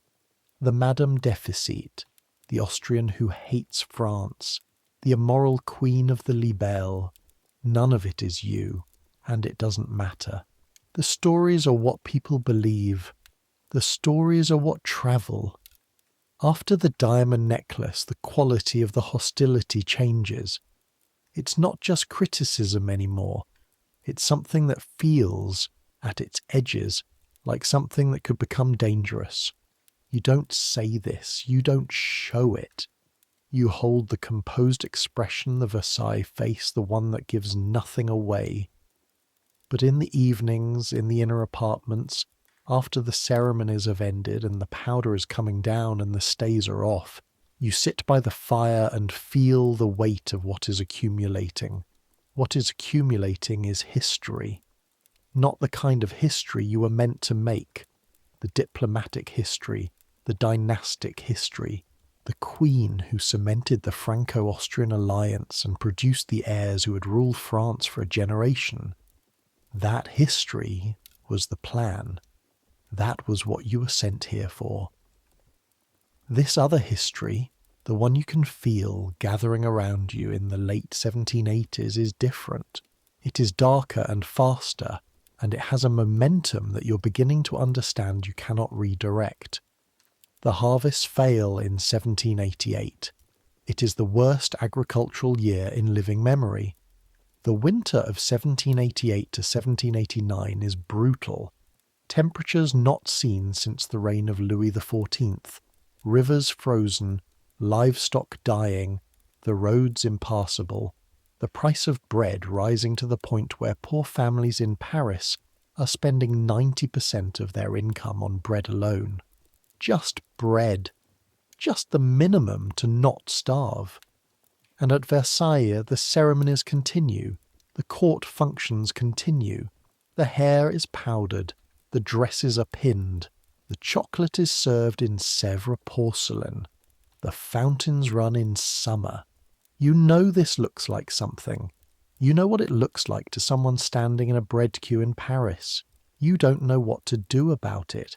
The Estates General convenes in May 1789. For the first time since 1614, the king has summoned a representative assembly to deal with the financial crisis.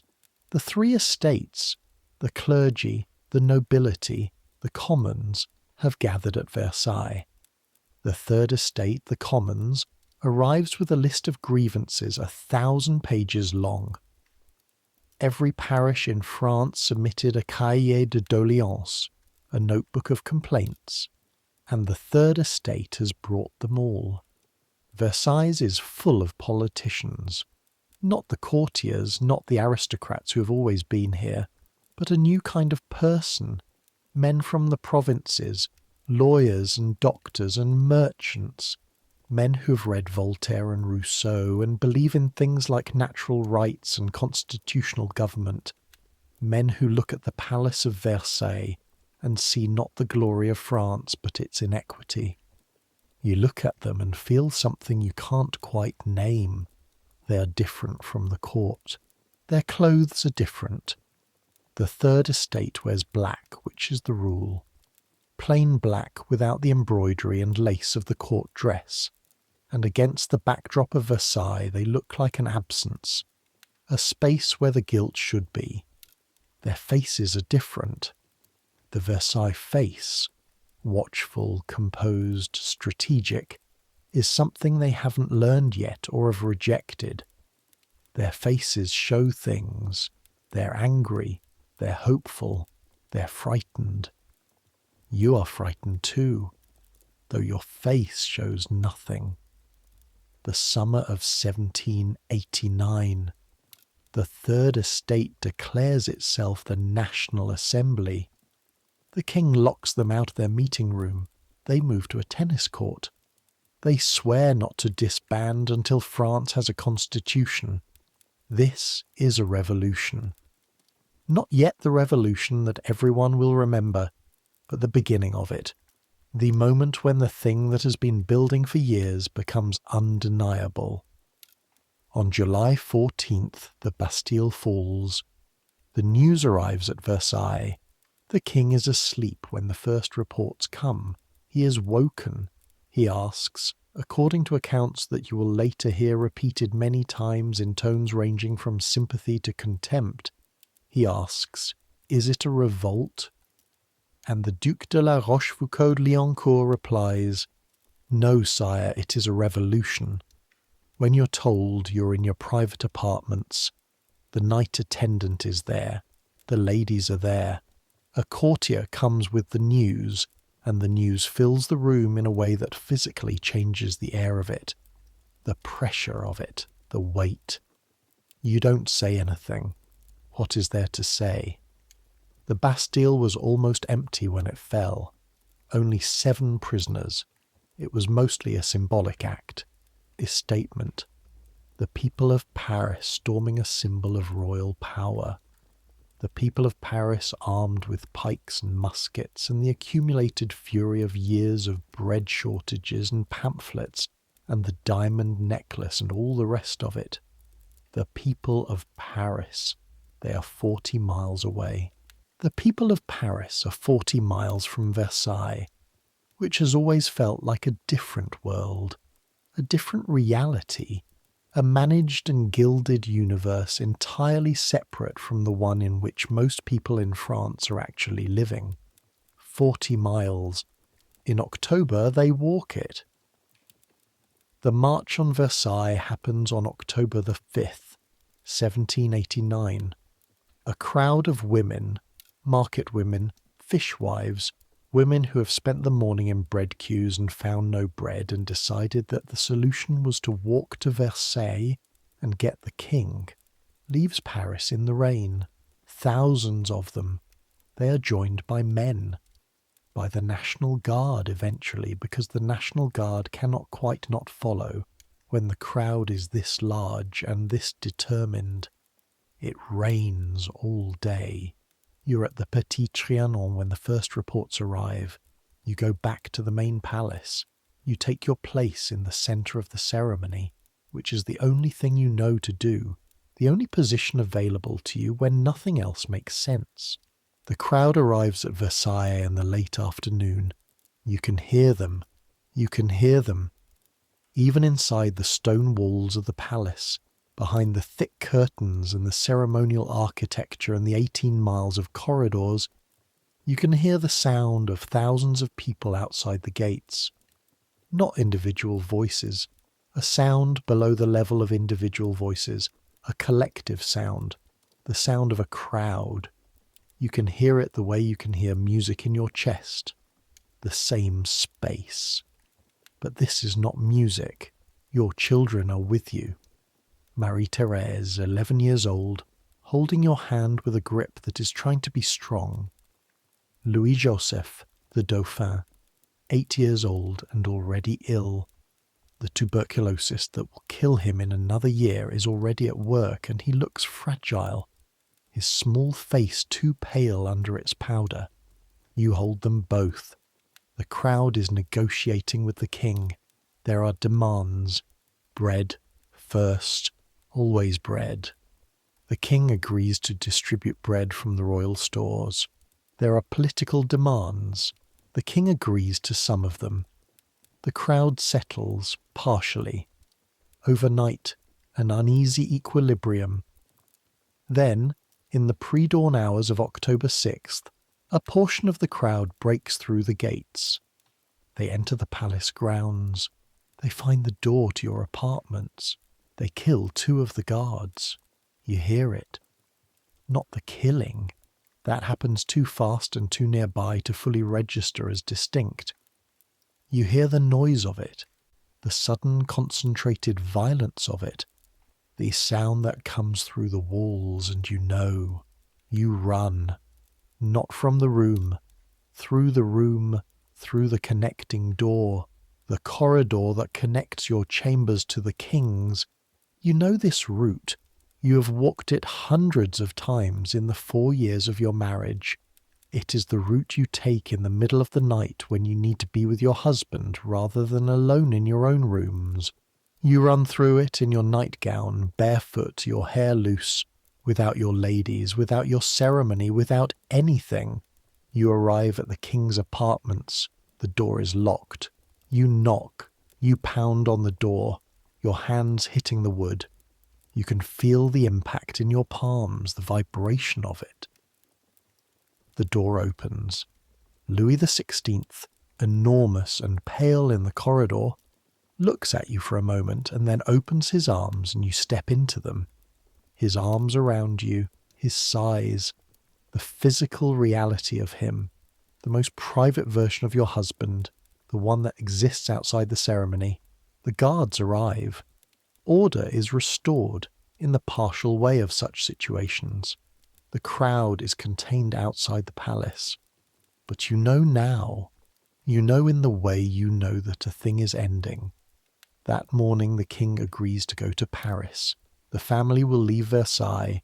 The court will move to Paris, to the Tuileries Palace, which has not been a royal residence for decades, and is accordingly in a state of disrepair. The King and Queen of France are moving to the capital at the explicit request of the crowd outside the gates. The crowd outside the gates calls it an invitation. Everyone understands what it is. You pack. Not much. There isn't time, and in any case, what do you take from Versailles? The Versailles that is being left behind. The gilded machinery of it. The hall of mirrors and the fountains and the Petit Trianon and the orange trees and the 17,000 people and the 8-inch hair and the stays and the powder and the chocolate in Sèvres porcelain and the card games and the cold January mornings and the summer smell and all 19 years of your life as Dauphine and then Queen. What do you pack when you're leaving all of that? You take your children. You take your husband's hand. You walk out of the palace. The crowd is outside. You can see them through the windows as you descend the grand staircase. The crowds lining the courtyards. The people who have walked 40 miles in the rain to get you, who are wet and hungry and angry, and also, this is the thing that pierces you, the thing you will remember. Also, in some faces, not angry, curious, wanting to see. The same instinct that once brought Parisians to Versailles to watch you eat dinner, now bringing them here to watch you leave. You're still the spectacle. You're still being watched. You step into the carriage. The journey to Paris takes 7 hours. The carriage moves at the pace of the crowd which surrounds it on all sides. You can hear everything through the carriage windows. The voices, the songs, the occasional shout, the sound of thousands of people moving through the streets of Versailles, and then through the countryside, and then through the suburbs of Paris. You hold your daughter's hand. She's 11 years old and she's not crying, which is because she's trying very hard not to cry, and you recognize this because you are doing the same thing. Your son sleeps. He has a fever. You arrive at the Tuileries in the dark. The palace is cold and dusty. The apartments that are nominally habitable are not particularly habitable. Your daughter, looking at the rooms, begins to cry. The composed expression breaks. "It's ugly here, maman," she says. "We'll make it nice," you say. The way you say things that you don't entirely believe but that serve the moment. Did they make us leave?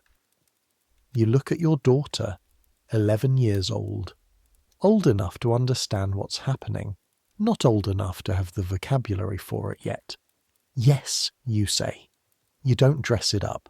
She deserves the truth. That night in the cold Tuileries apartment, with a fire that doesn't quite reach the far corners and dust on the windowsills and the sounds of Paris, the actual city, not the managed gardens of Versailles, but real Paris with its real noise and its real population coming through the windows, you sit in a chair that someone has found for you. and you sit with what you know. You will not go back to Versailles. This is not something you know yet, technically. The situation may resolve, constitutions may be written, reforms may satisfy. The king may find a way to work with the assembly, and you may return to the palace eventually, in a different form but nonetheless there. But you know. The knowing is in your body before it is in your mind. The place behind the stays, the place where music resonates and loss resonates, the space that has been getting heavier for years, you know. Versailles is over. It lasted 19 years. You arrived at 14, a girl from Vienna in a blue silk dress that 4 women had to pin together, standing in the cold holding a chemise while the court sorted out its hierarchy. You leave at 33, in a carriage surrounded by a crowd. The stays come off for the last time in the Versailles apartments, but you don't know it's the last time. You never know it's the last time until later. The winter at the Tuileries is hard. Cold in a way that Versailles' winters were cold, but this is different. Versailles' cold was the cold of a place that was supposed to be warm, but wasn't quite large enough in its heating for its own ambitions. The Tuileries cold is the cold of a place that has been neglected, that has given up trying to be comfortable, that has absorbed years of disuse into its walls. The tapestries that were supposed to provide insulation have been stored somewhere. The fireplaces work, but imperfectly. The drafts find you, your daughter catches a cold. Your son's tuberculosis progresses. You visit him every day. The Dauphin, Louis Joseph, who was born amid 60 witnesses and carried the weight of French dynastic expectation from his first breath, is 8 years old and dying. You sit beside his bed in the mornings, after the truncated ceremonies of the new, reduced court. The full ceremony of Versailles is impossible here. The staff have not all followed. The space doesn't accommodate it. And hold his hand and read to him, or talk to him, or sit quietly when talking seems like too much. He dies on June 4th, 1789. He is 8 years old. You grieve in a way that you have not been permitted to grieve for anything in the 19 years of your public life. The grief comes through the composed expression, through the Versailles face, through all of it. The grief for your son does not perform itself correctly. It just happens. The court watches. The court has always watched. But the court is different now. Smaller, more frightened, less interested in the social calculation of grief, because their own situations are uncertain enough that they're too busy being frightened to be calculating. The king holds you. In this period, in the Tuileries years, your husband becomes something he wasn't at Versailles. The managed distance that characterized your first years, the marriage that was more parallel lives than shared life, has changed. Under the pressure of circumstances that neither of you chose, you have moved closer, physically closer, more time in the same rooms, in the reduced scale of the Tuileries, emotionally closer, in the way of people who are frightened together. You love him. This is perhaps the thing the pamphlets never got right, the thing the history books will struggle with, that you love your husband, not as a political partner, not as a dynastic necessity, but as a person. This large, awkward, fundamentally decent man who cried when he became king and tried to do the right thing and was not equipped, quite, for the enormity of the moment he was born into. Neither of you was. The summer of 1791. The flight to Varennes. You and your husband and your children get into a carriage at midnight on June 20th, dressed as servants. The king wears a wig. You wear a grey dress, plain, nothing like the blue silk embroidered gowns of Versailles. The Dauphin, not Louis Joseph, he is dead. The new Dauphin is your younger son, Louis Charles, 6 years old, is dressed as a girl, because it's easier to explain a governess travelling with daughters than with a prince. The plan is to reach the border, to reach the Austrian forces, your brother's forces, which are massed to the east in the hope of restoring order to France and to the French monarchy, by military force if necessary. You travel through the night. The roads are dark. Your coachman is nervous. The carriage is large and heavy and slow. At Varennes you are recognised. The postmaster looks at the king's profile on a coin and looks at the large man in the wig and puts them together. He is recognised. The flight is over. You are stopped. The return journey to Paris takes 4 days. The carriage moves at walking pace, surrounded by a crowd every step of the way. It is summer, and it is hot, and the carriage is full of your family and several court officials who came with you, and the windows must be kept closed because the crowd is sometimes not friendly. At certain moments of the journey, the crowd is very not friendly. You arrive back in Paris on June 25th. The streets are lined. You've been told, the National Guard has passed word, that the crowd has been told not to cheer and not to insult. This order is mostly obeyed. The crowd watches in silence. You sit in the carriage as it moves through the silent streets, and you look at the faces of the people watching. Some of them are blank, some of them are angry, some of them are curious. Some of them, and this is what you will remember, this is what will stay, some of them look like they're mourning, like they're watching something they understand is over and are sorry about it, even if they don't know what they wanted instead. You arrive at the Tuileries. You go inside, and then everything that happens after Varennes happens, and it is fast. The war. Austria declares war on France. Your brother's empire fighting against the country you have lived in for 21 years, and the pamphlets call you a spy, l'Autrichienne, the Austrian, the woman who has betrayed France to her home country, and you cannot explain it. Cannot make them understand that you have no country now except this one, that you love France in the way you love something that has been your entire life, regardless of whether it has been kind. August 10th, 1792. The Tuileries is attacked. This is not a march. This is not a crowd with demands. This is an assault with cannons and muskets and the explicit intention of ending the monarchy. You are in the palace when the shooting starts. The king takes the children and goes to the Legislative Assembly, which has the legal authority to shelter them. You go with him, because where else? The assembly is in session. You sit in the king's box, a small space, separated from the assembly by a railing, and watch. The deputies debate.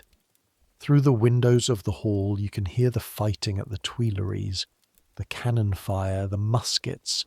The Swiss Guard defending the Tuileries in your absence is massacred. Hundreds of men killed. The palace is overrun. You sit in the box and listen to the sound of it. Your daughter sits beside you. She is 13 years old. She's holding your hand and not showing anything on her face. And you recognize this. You recognize it completely. Because this is the Versailles face, and she learned it from you, and you are sitting here together, mother and daughter, both of you performing composure while the monarchy of France ends outside the window. On August 13th, you are imprisoned in the Temple. The Temple is a medieval tower in Paris, appropriated by the revolutionary government for this purpose. It is nothing like the Tuileries, let alone Versailles. The rooms are small and the stone is cold and the windows have iron bars. The furniture has been somewhat arranged for your use, not comfortably, not generously, but enough to be functional. You're 48 hours from Versailles in terms of duration of carriage ride. You're in a different world. You still dress. There are no stays here. They're not provided and you don't ask for them, and the absence of them after a lifetime of constrictive clothing produces a strange physical sensation, a looseness, the feeling of a body remembering its own dimensions. Your hair is still done, because you still have your daughter and her femme de chambre, and you all dress each other. The small rituals of feminine life continuing because they provide structure, because without them the days would have no shape. Your son, Louis Charles, is taken from you in July 1793. He is 8 years old, the same age as the Dauphin who died. They tell you it is for his education, that he is to be raised by a good Republican citizen, Simon the Cobbler, who will teach him what it means to be French. They don't say, we are separating you so that he can be pressured, so that we can use him, so that he will say whatever we need him to say about you. They take him. You hear him crying in the corridor. His voice gets farther and then stops. You do not show this. Your daughter is there. Your sister-in-law, Madame Elizabeth, is there. You do not show it because showing it would make it worse for them, and they are frightened enough, and there is nothing to be done, and the only thing you have left is this, the composed expression, the one that gives nothing away, the one you learned at 14 in a room full of watching courtiers who were assessing you for signs of weakness, the Versailles face. You're wearing it now in a stone tower, alone. On October 2nd, 1793, you are moved from the temple to the conciergerie. The conciergerie is a prison, not a tower used as prison, not a palace repurposed for imprisonment, a prison. One of the oldest in Paris, built into the medieval royal palace on the Ile de la Cité, cold and damp and smelling of the Seine, and centuries of confinement. Your cell is small. There is a cot. There is a table. There is a screen in the corner for privacy, a gesture from the guards of something that is not quite kindness, but is not cruelty. There is a small barred window that shows a courtyard. The guards watch through a hole in the screen. You are never alone.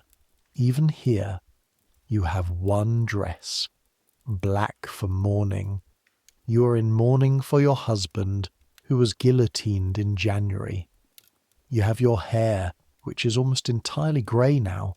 It went grey, you have been told, in a single night after the flight to Varennes, though this may be the kind of legend that forms around extreme events rather than literal truth. It doesn't matter whether it's literally true. It looks true. You're 37 years old and your hair is grey. The trial begins on October 14th, 1793. You're brought before the Revolutionary Tribunal. The charges against you are many, and some of them are serious. Political charges, genuine accusations about the correspondence with foreign powers, and some of them are not serious at all but designed to humiliate. Among the accusations read into the public record is one that comes from the testimony of your son, a sexual accusation against you involving your son, Louis Charles, 8 years old. You understand in a flash what has happened. You know what has been done to your son to produce this testimony. The cobbler Simon, the Republican education, the months of isolation. You know, you look at the tribunal. Nature itself, you say, refuses to respond to such a charge laid against a mother. I appeal to all the mothers here present. The silence in the room is complete for a moment. Then it moves on. Proceedings continue. The verdict was decided before the trial began. On October 16th, you are transported to the Place de la Révolution. In the tumbril, the open cart used for this journey, you sit upright. This has been described by witnesses who were there. The cart moves through the streets of Paris and the streets are full, and you sit upright in the tumbril as you once sat upright in ceremonial carriages, the back straight, the head up, the face composed. You're wearing the one white dress you asked for and were given. Not black for mourning, white, because you're going somewhere else now. On the scaffold, you step on the executioner's foot by accident. You turn to him. "Pardon me," you say. "I did not mean to do it." "Pardon me, I did not mean to do it." At 10:15 on the morning of October 16th, 1793, Marie Antoinette is executed at the Place de la Révolution. She is 37 years old. It's a long way from the morning the curtains opened and the chemise had to be passed from hand to hand because the wrong duchess was holding it. But it is not entirely a different story. It is the same story told through to its end. The same body that stood in the cold of January in Versailles and felt the stays tighten and the pins in its hair and the feet aching in the silk shoes. That body was always mortal. You knew this. Everyone knows this. The ceremony of Versailles was, at its heart, a very elaborate way of pretending that royalty was something other than mortality dressed in gold. It wasn't. It never was. But you dressed it beautifully while it lasted. Centuries will pass. Versailles will become a museum. 3 million people will walk through it every year, trailing audio guides, pressing their faces against velvet ropes, looking at the hall of mirrors and the royal bed, and the stays in their glass cases and trying to imagine what it meant to live there. The stays are in the glass cases. They are smaller than you expect, the people always say. The waist of them so narrow you couldn't believe a body went in there.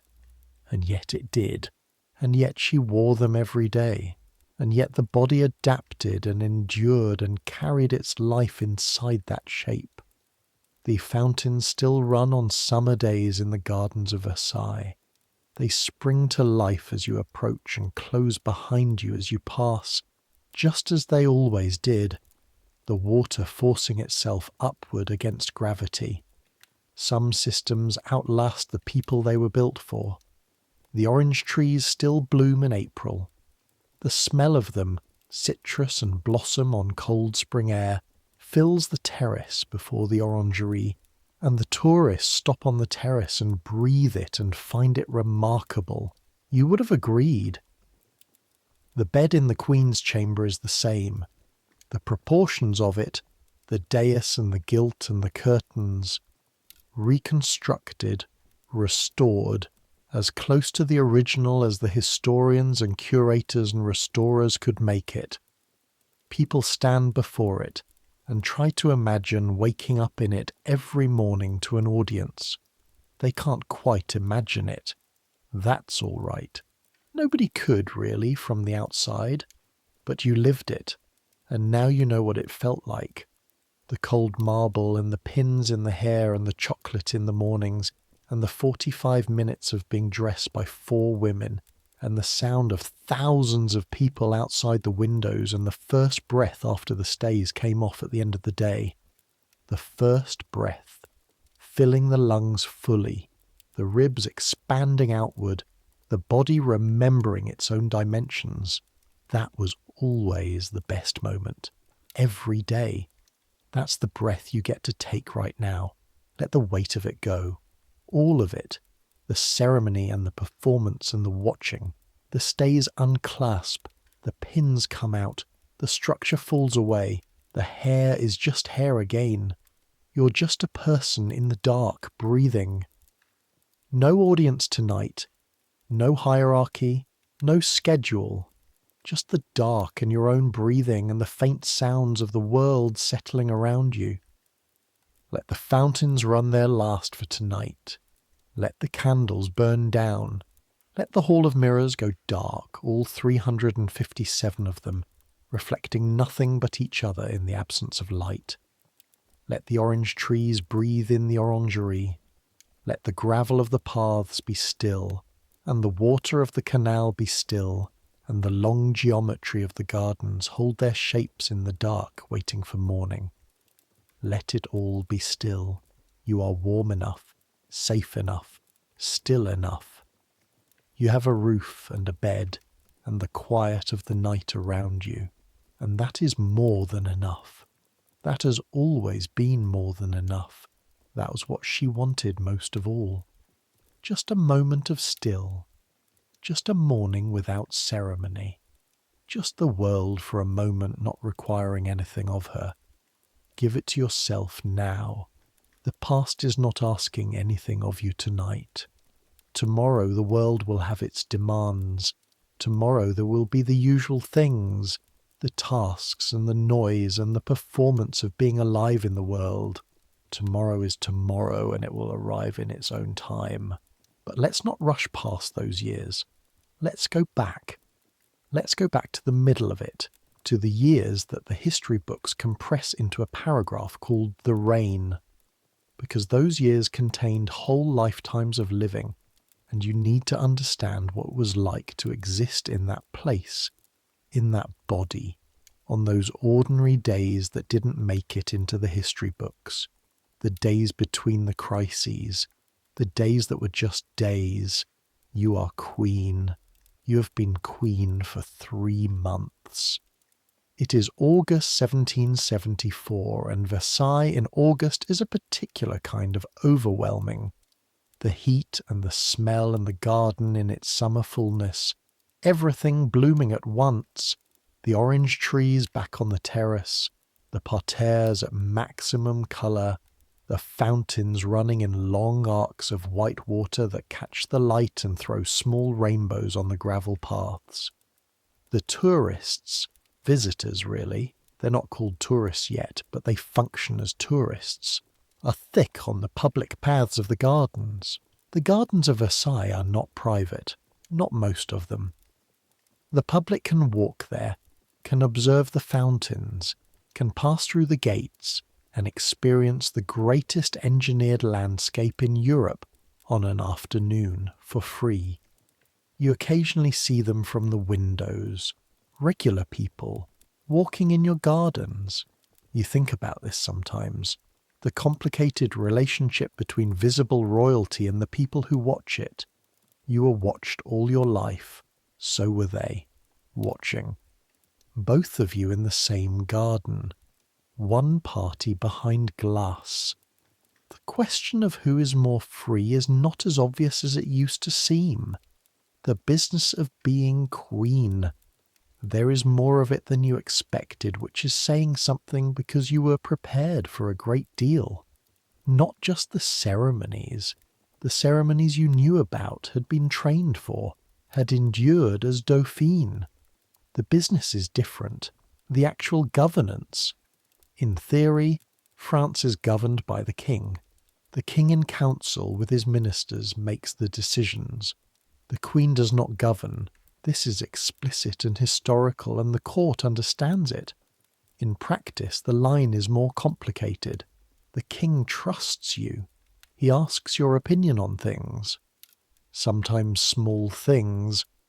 Which minister he likes the quality of a particular report, whether a particular court appointment seems correct, and sometimes larger things, when he is uncertain, when the indecision that is one of his fundamental characteristics paralyzes him, and he comes to you in the evening in the inner apartments and says something like, "What do you think I should do about Turgot?"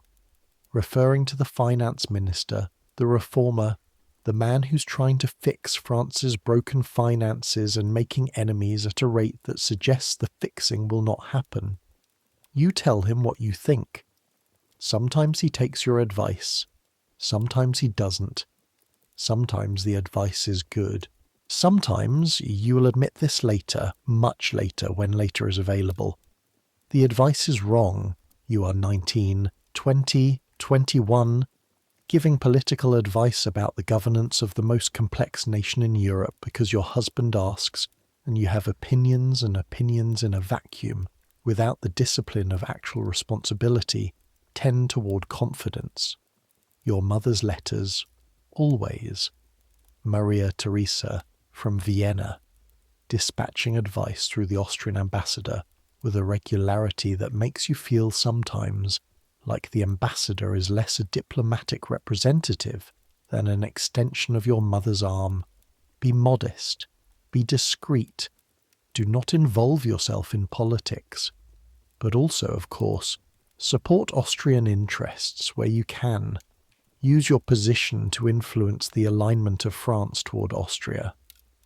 The contradictions of being someone's daughter and someone's queen simultaneously. You navigate them imperfectly, but you are learning the fashion. Let's talk about the fashion, because the fashion is one of the places where you are happiest, and also where you are most vulnerable to the criticism that will eventually define the public portrait of you. And the two things are connected in ways that take time to see clearly. Her name is Rose Bertin. She's a milliner, a hat maker, a fashion merchant, a woman who began as a shop girl and became, by sheer force of talent and personality, the most sought-after fashion designer in Paris. Not at court. She's not from a family that attends Versailles. She's a merchant's daughter from Abbeville. But in Paris, among the women who set fashion, she is extraordinary. Someone brings her to you in 1774, shortly after you become queen. The timing matters. You are new to the role. You're young, you're not quite sure yet what Queen of France looks like, and Rose Bertin arrives with an armful of sketches and a personality that is unlike anything you have encountered at Versailles. She is direct. She talks about fabric the way the Cardinal de Rohan talks about theology, with passion, with precision, with the absolute conviction that what she does matters. She looks at you. She looks at you the way a painter looks at a canvas, assessing, calculating the possibilities. And then she starts talking. She talks about colour and proportion, and what the new French fashions are doing, and what London is doing, and what your particular colouring and height, and the specific challenges of the court dress require. She talks fast. She has opinions. She shares them without asking permission. Everyone at Versailles asks permission before speaking to you. Rose Bertin does not ask permission. You like her immediately.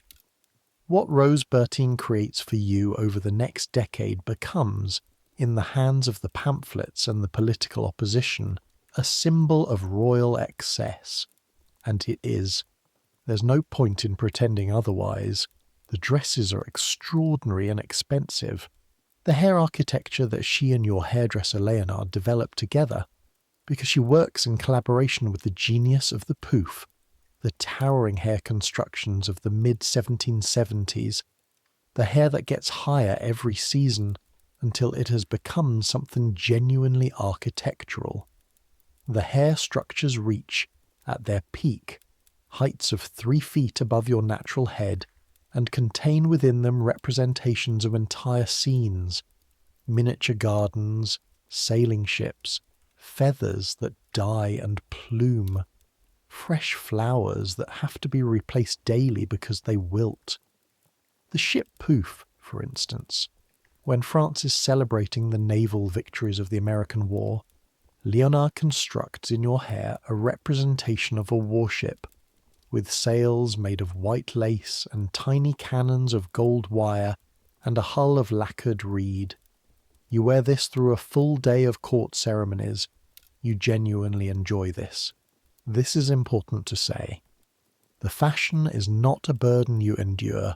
It is, alongside the music and the gardens and the small circle of true friends, one of the actual pleasures of your life. And the pleasure of it is this. The dresses are the one arena in which your opinion is absolute, the one creative space in which what you want is what happens.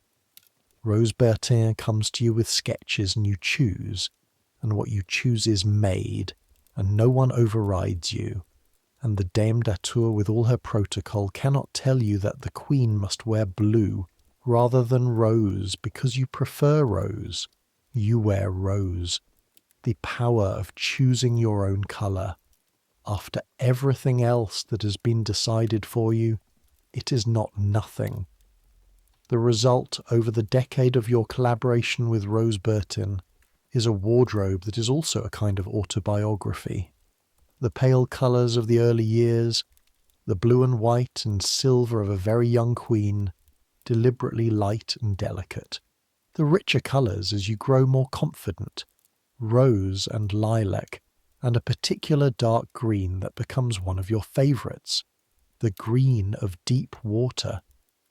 The pouf constructions that chart the cultural moments, the naval victories, the births of your children, the seasonal fashions that shift from the extremely formal to the deliberately pastoral as the Petit Trianon years develop, and then, later, the simplification.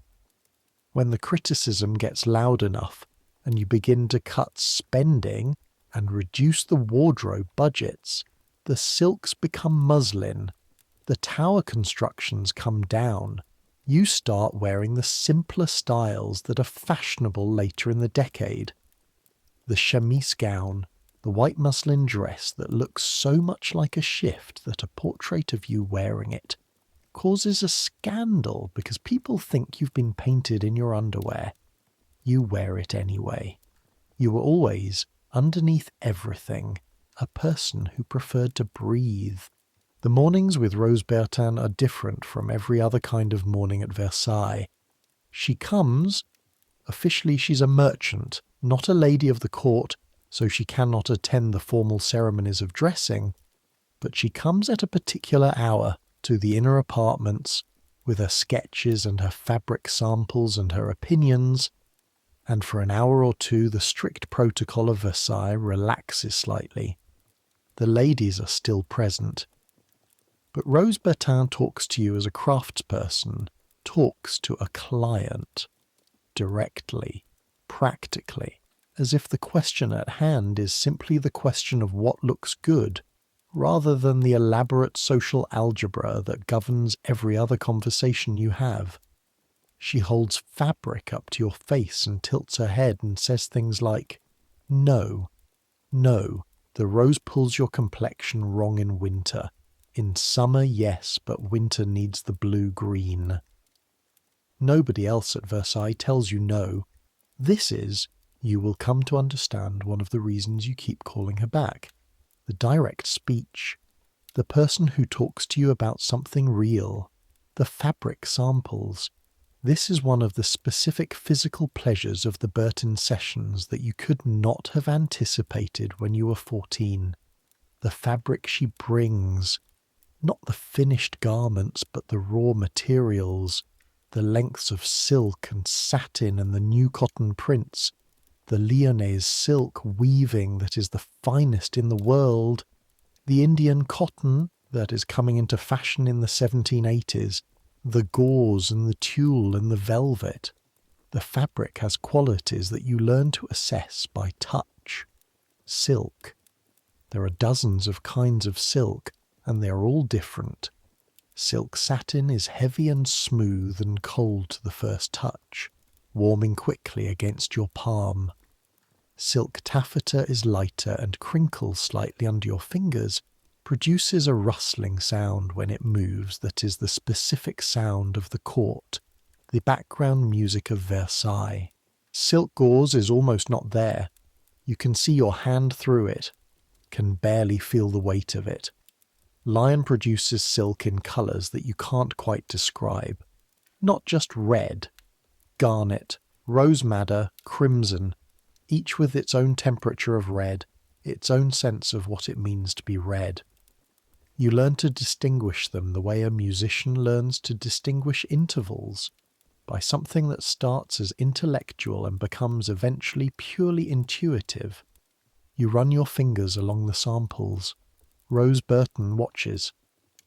The Florentine brocade, you say, for the New Year ceremony, the gold thread on the ivory, and the hair, high, with the egret feathers, and the diamond parure, the large stones. It will be extraordinary, she says. It will be. It always is. The cost. Let's not pretend the cost isn't real. In a year of average spending, your wardrobe costs approximately 150,000 livres. That is the salary of 300 skilled craftsmen. That's the entire annual budget of a small French province. It is a significant and, in the context of France's finances, genuinely problematic amount. You know this. You reduce it eventually. But the reduction comes too late to matter in the way it would have needed to matter. What would have needed to matter was the entire structure of French royal expenditure, and the wardrobe was one line item in a much larger ledger. But the pamphlets know a dress.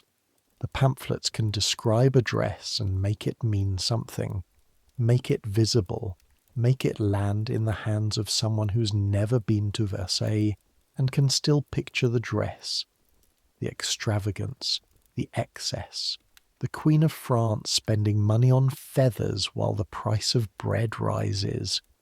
The dress is a better villain than the complex reality of French public finance, and you are inside the dress. Let's talk about a specific day, not a historical day, not one that made it into the records. A Tuesday in the autumn of 1777. You have been queen for 3 years. You're 21 years old. You wake. The curtains open. The chemise. The stays. The gown.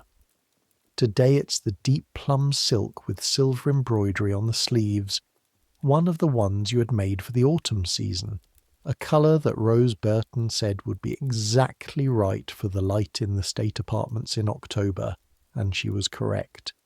Mass. Then the lever. Then the morning audiences. The morning audiences are the most formal part of your day.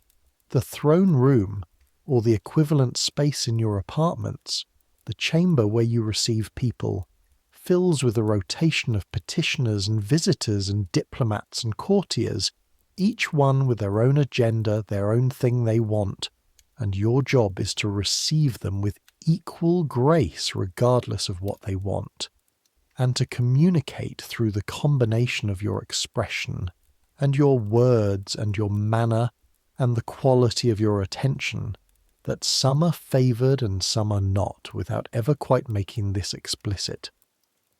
Today, a delegation from the city of Paris come to present you with something, a painting, a model of a new civic building, something of this kind.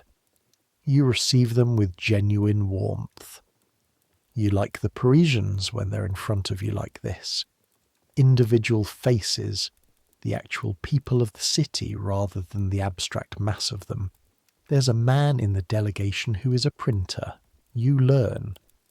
He runs a press in the Marais, produces pamphlets, notices, and civic literature. He bows with the particular bow of a man who doesn't bow very often and has clearly been practicing. You think, he might print things about me. He might print the kind of things they say about me in the pamphlets. You give him no indication of this thought. You smile. You say the correct things. He bows again and retreats. After the delegation, the mid-morning interval, which is yours if you claim it firmly enough, you have learned to claim it. An hour, sometimes an hour and a half, that you spend in the inner rooms with your embroidery frame. You have become quite skilled at embroidery over the years. It's one of the things Versailles does to you. It gives you a handicraft, and occasionally a book, though reading is not a thing you do conspicuously, because reading alone in a court requires that you be left alone, which is not the default. Today, embroidery, a cushion cover, a pattern of roses in silk thread on ivory satin, the work in progress for several weeks now. The needle is fine, the thread fine, The stitches you're placing small and regular and satisfying in a way that very little else is. You can see, stitch by stitch, the work accumulating. You can hold the frame at arm's length and assess the progress, and see that the rose in the lower left corner is now substantially complete, its petals shaded from the deepest pink at the edges to near white at the centre. And this is yours. This thing in your hands is yours. The ladies embroider with you, a few of them. The companionable silence of women sewing, which is a universal experience across time and class and circumstance. You are doing essentially the same thing that women in farmhouses all across France are doing this morning, in different fabric with different thread, and there is something in this that you find grounding. Then dinner, then the afternoon. The afternoon, on autumn Tuesdays that are not ceremonially significant, belongs to the races. Horse racing. You discovered this about yourself in the first years of your reign, a genuine love of the sport, the horses, the speed of it, the particular atmosphere of the racecourse. There is a track at the Plain of Sablons near Paris, and you go when you can, and when you go it is an event, your appearance changing the social temperature of the thing, the crowd adjusting to your presence, and you adjust to theirs, and for the duration of a race there is something happening that is about speed and horses and the specific excitement of animal power, not about protocol. The horses run. You watch with your heart actually in your throat for a moment as they come around the far bend, the sound of hooves building, the jockeys in their colours, the animal's breath in clouds in the cold autumn air. The sound of it, you can feel it in the ground before you can fully hear it. A vibration in the soles of the silk shoes, the approach of something fast and real. The horses pass, the crowd roars. You are laughing, genuinely laughing. Not the performed laugh of court occasions, but the surprised laugh of genuine pleasure. Your hand up at your mouth and your eyes bright and your ladies laughing too, because your laugh is contagious, always has been. One of the things that people remark on who actually know you. The genuine laugh, the easy laugh, the laughter that comes from somewhere real. The court follows your interest with the avidity of people whose entire social world depends on knowing what the Queen likes. When you discover horse racing becomes fashionable. When you take up the music of Gluck and championed him against the Italian opera tradition, Gluck becomes the centre of a debate that consumes the entire cultural world of Paris for months. When you spend hours at the gaming table in the evening, gambling becomes fashionable, and the stakes rise across the court as everyone tries to match what you're playing. The gambling. This is another real thing, and another thing the pamphlets use against you. You are a gambler. You genuinely enjoy cards and the particular mathematics of chance and the social dynamic of the gaming table, the way it levels things slightly. At cards, rank matters less than skill, and the evenings around the tables in the royal apartments have a different energy than the daytime ceremonies, looser, more real, punctuated by genuine exclamations of surprise and frustration, and the quick mathematics of wins and losses. You play for real stakes, not enormous stakes. You're not a reckless gambler in the way that some members of the court are, people who genuinely destroy themselves at the tables, but real money, real wins and losses, and the social group around the table includes people who are there because they're good at cards rather than because their rank entitles them to proximity to you. This too is one of the small freedoms. An evening in 1776. You're 20 years old. It is late, past midnight, which is normal for Versailles nightlife, the court having been running on a schedule that begins late and ends later for decades. The gaming salon. A handful of courtiers who are good at cards and have proved themselves entertaining. Some of your inner circle, some who are there more on the basis of their card skills than their birth. Candles burning low by now, the wax melted down to stubs, the light uneven and gold warm. You are losing, not dramatically. Just steadily, over the course of the evening, the cards going against you in the way they sometimes go, the odds exercising their right to behave statistically. You can feel the pile of counters in front of you shrinking with each hand. The Comte d'Artois, your husband's youngest brother, the one everyone describes as charming in a way that contains a warning, the one who will become Charles X and be deposed in 1830, the one who survives everything you don't survive. The Comte d'Artois deals another hand. You look at your cards. I'm going to lose this one too, you say. Almost certainly, he agrees, with the frank cheerfulness that you find both appealing and slightly exhausting. You play the hand, you lose. Again, you say, this is one of the things about gambling that you genuinely love. The way the next hand is always available. The way loss doesn't accumulate into disaster. It simply creates the occasion for another round. The optimism of the deal, the Comte d'Artois deals, the candles sputter. Someone adds more wax to the nearest one, pressing it into its holder with a soft sound. The new candle catches. The light shifts slightly, steadies. You look at your cards. Better. The evening runs on. Your husband has gone to bed hours ago. Louis tends toward early nights and early mornings, the habits of a man who prefers the dawn hours when the palace is quieter and he can work on his maps and his locks without the full court apparatus around him. You have different rhythms. This has been true from the beginning. You're a creature of evening and night, the parties and the card games and the music that runs late, while he is a creature of early morning and physical work and the daylight hours. This is fine most of the time. It would be fine in an ordinary marriage. In a royal marriage, the different rhythms become visible, become discussed, become noted by observers who are looking for signs. Signs of what, exactly? They're not always sure, but signs of something. You play another hand. Win this one. Finally.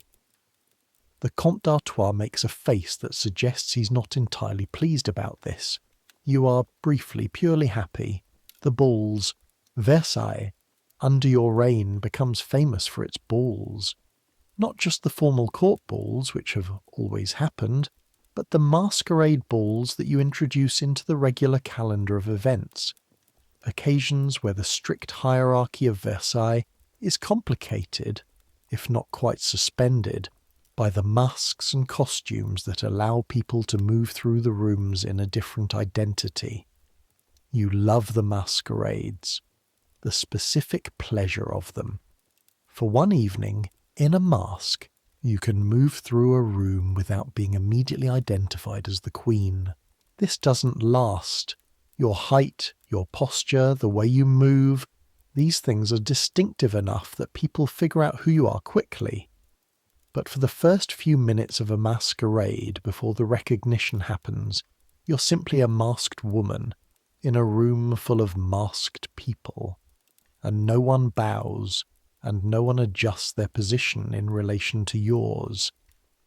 And you can stand near the window and look out at the gardens, which are lit for the occasion with coloured lanterns hung in the trees, orange and gold and green, and breathe. The gardens at night during a masquerade at Versailles in the 1770s. This deserves its own moment. You have stepped out from the ballroom through the tall doors onto the terrace above the main parterre. The summer night air is warm but not hot.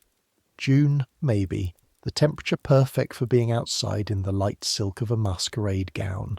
The lanterns in the trees make the garden look like a different place, like a place in a story, the paths curving into darkness between pools of warm orange light. Music from inside, a minuet. Below the terrace, some people are walking in the lit paths, courtiers and their partners moving slowly in the party's peripheral zones. Their voices barely reach you. Laughter, somewhere in the dark. You pull off your mask, just for a moment, just the instant of mask off when the air reaches your face directly. The small relief of it, the feeling of your actual face in the actual night air. Then you put it back on. Your identity is not the kind you can actually set down, even in the dark, even in the garden, even without the gown and the powder and the poof. The queen is inside you now in a way that means you're never entirely not the queen, even when you're trying to be. You walk back inside. The music continues. Let's talk about one of your actual friends. Yolande de Plastron, the Duchesse de Polignac. She arrives in your orbit in the early years of your reign, and the friendship that develops between you is one of the realest things in your life at Versailles. Real in the sense of being chosen, of being built from genuine affection rather than political calculation. You like her. She is funny and warm and genuinely interested in you as a person, rather than as a source of favour. Though the favour comes anyway because it's impossible not to give things to people you love, and Yolande de Polignac becomes, over the years, one of the most patronised women in France. This is a problem.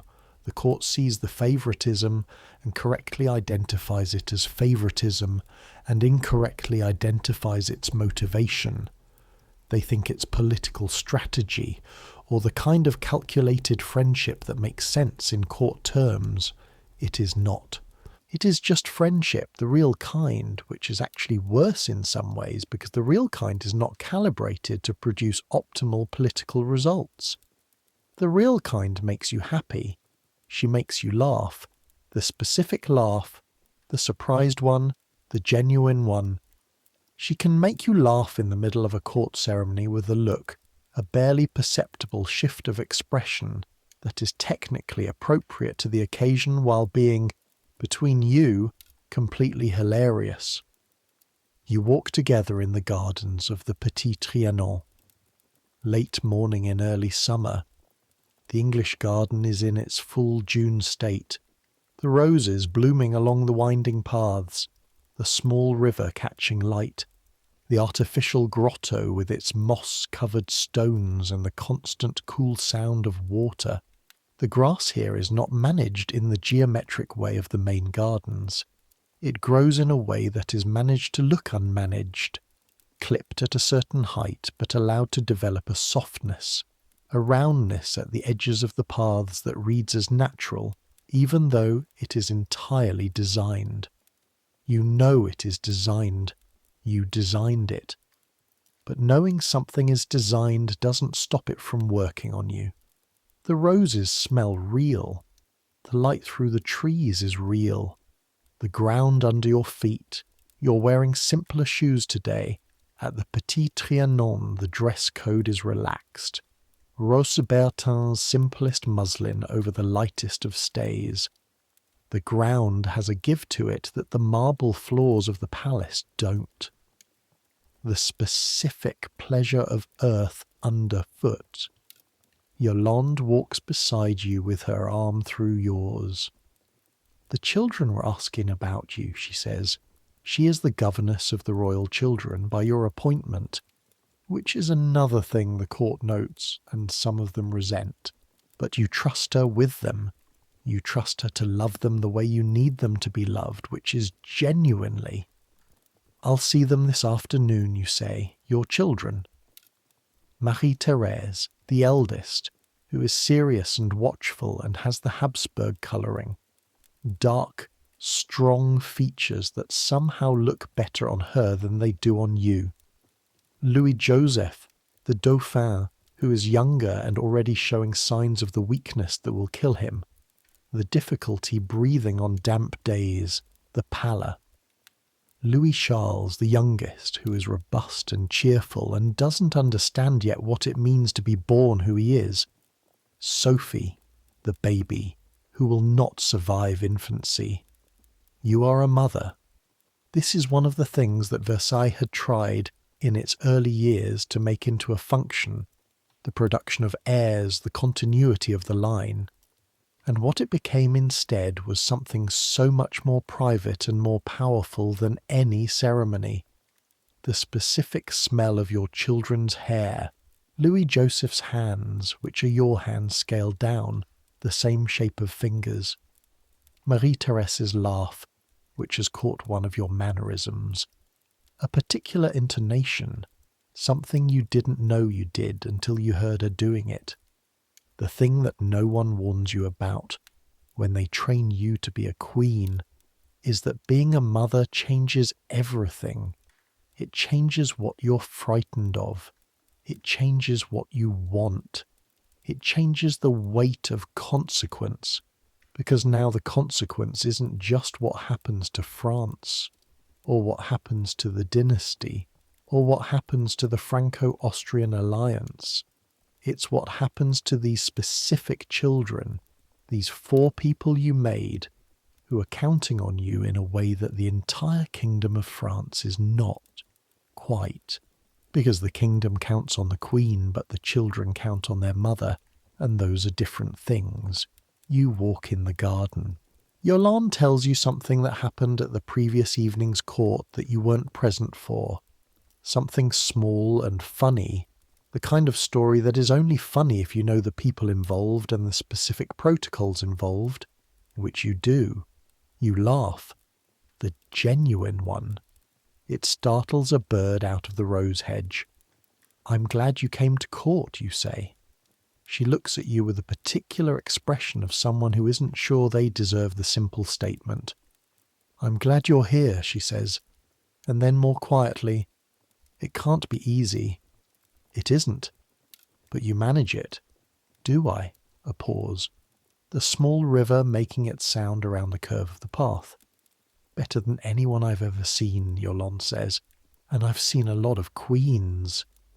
This makes you laugh again, because she's 26 years old and has seen, at most, 2 queens. But you take the sentiment. You need it today. The afternoons at the Petit Trianon have their own rhythm. Sometimes the theatrical performances. You have built a small theatre here, a perfect little jewel of a theatre with gilded boxes and crimson velvet and painted ceiling, 80 seats, built for intimate performance rather than the grand spectacle of the main palace theatre. You perform here yourself sometimes. You sing. You have a decent soprano, trained since childhood, not a professional voice but genuine and warm, and the intimate size of the Petit Trianon theatre suits it, suits you, the way the marble echo chambers of the main palace staterooms do not. The rehearsals for these private performances.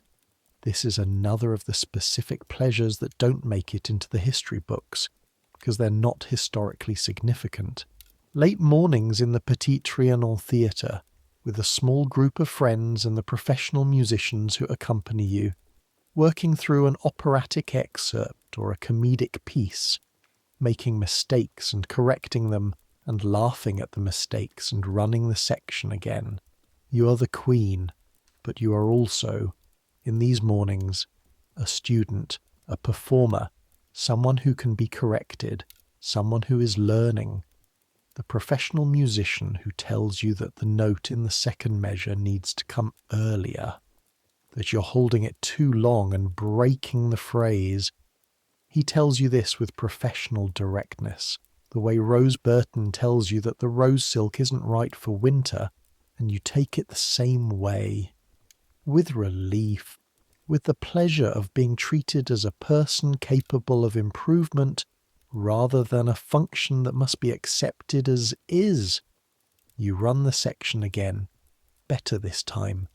The snow. Winter at Versailles in the 1780s. There are several years in this decade of brutal winter, the cold that comes from the north and settles over France and doesn't leave until March. And in these winters, Versailles is cold in the way of a place that is too large to warm. The state apartments, which require fires in their enormous fireplaces to be even nominally functional, eat through a staggering amount of wood. The corridors, which can't all be heated, are cold in a way that makes moving through them in the evening an exercise in endurance. You learn over the years certain strategies. The placement of the chair closest to the fire at the card table, the particular weight of the fur-lined pelisse that goes over the court gown in the coldest rooms, which is not strictly protocol but which you introduced and which the court has adopted because you introduced it. The cup of bouillon, clear beef broth, hot, sent from the kitchens in a covered cup, that appears at your elbow in the mid-morning if you've sent word that it's a cold day, which is itself a small luxury, one of those things that costs almost nothing and means almost everything. The bouillon arrives. You hold the cup in both hands, not wearing gloves in the inner apartments. This is one of the relaxations of the private spaces, the gloves off. Your hands directly on the warm porcelain, feeling the heat move through. A winter morning in your late 20s. The political situation has been worsening for a year. The finance minister has changed 3 times in 5 years. The pamphlets are getting louder. The diamond necklace affair is still recent. Recent enough that its effect is still spreading outward through the public consciousness, still generating the particular kind of damage that comes not from a single impact, but from the way it confirmed a pre-existing story about you. You drink the bouillon. Outside the windows, snow. The gardens of Versailles under snow are something you have never quite gotten used to. Even after 15 years, the formal geometry of the gardens, which is so emphatic in summer, so insistent in its right angles and perfect perspectives, becomes softer under snow. The parterres become white rectangles. The clipped hedges become rounded shapes. The whole designed landscape relaxes its precision and becomes something more like what it would look like if it were natural. You have a thought, looking at this. The snow covers the design. The design is still there underneath, but you can't see it. You think about this longer than it probably deserves. Then Madame Campan comes in. Campan is your femme de chambre, your first lady of the bedchamber, the woman who will one day write a memoir of these years that becomes one of the primary historical sources for what life was like at Versailles in your time, and tells you that there is a delegation waiting in the antechamber. Another delegation. You set down the bouillon, put the Versailles face back on. The delegation enters. The year before the revolution. The harvest has failed. The winter will be the worst in living memory. The financial crisis has become, in the language of the documents arriving from the ministers daily, critical. The Parlement of Paris, which has the authority to register royal edicts, is refusing to register tax reforms that might help the situation, because the nobility, who would be taxed, prefer not to be taxed, and the Parlement represents noble interests. The impasse has become permanent. You are 32 years old. You have been at Versailles for 18 years. The palace that was overwhelming and terrifying at 14 is familiar to you now, in the way that only very long occupation makes familiar. You know where the draughts come from in the Hall of Mirrors on cold days, the third window from the south end where the ceiling was never quite right. You know which corridor smells of something unidentifiable in warm weather, the one near the kitchens where something in the drainage has never been fully resolved. You know the specific sound that the parquet makes in the king's apartments when someone walks across it quickly versus slowly, because you've heard it so many times. You know this place, but the place is changing around you. The court feels different in 1788. The people in the corridors, the same faces mostly, the same names, some of them people you've known for almost 2 decades, have a different quality to them. Tighter, more careful. The masquerade ball looseness is gone. The gambling evening feel perfunctory. Even the fashion has changed. The poufs are gone.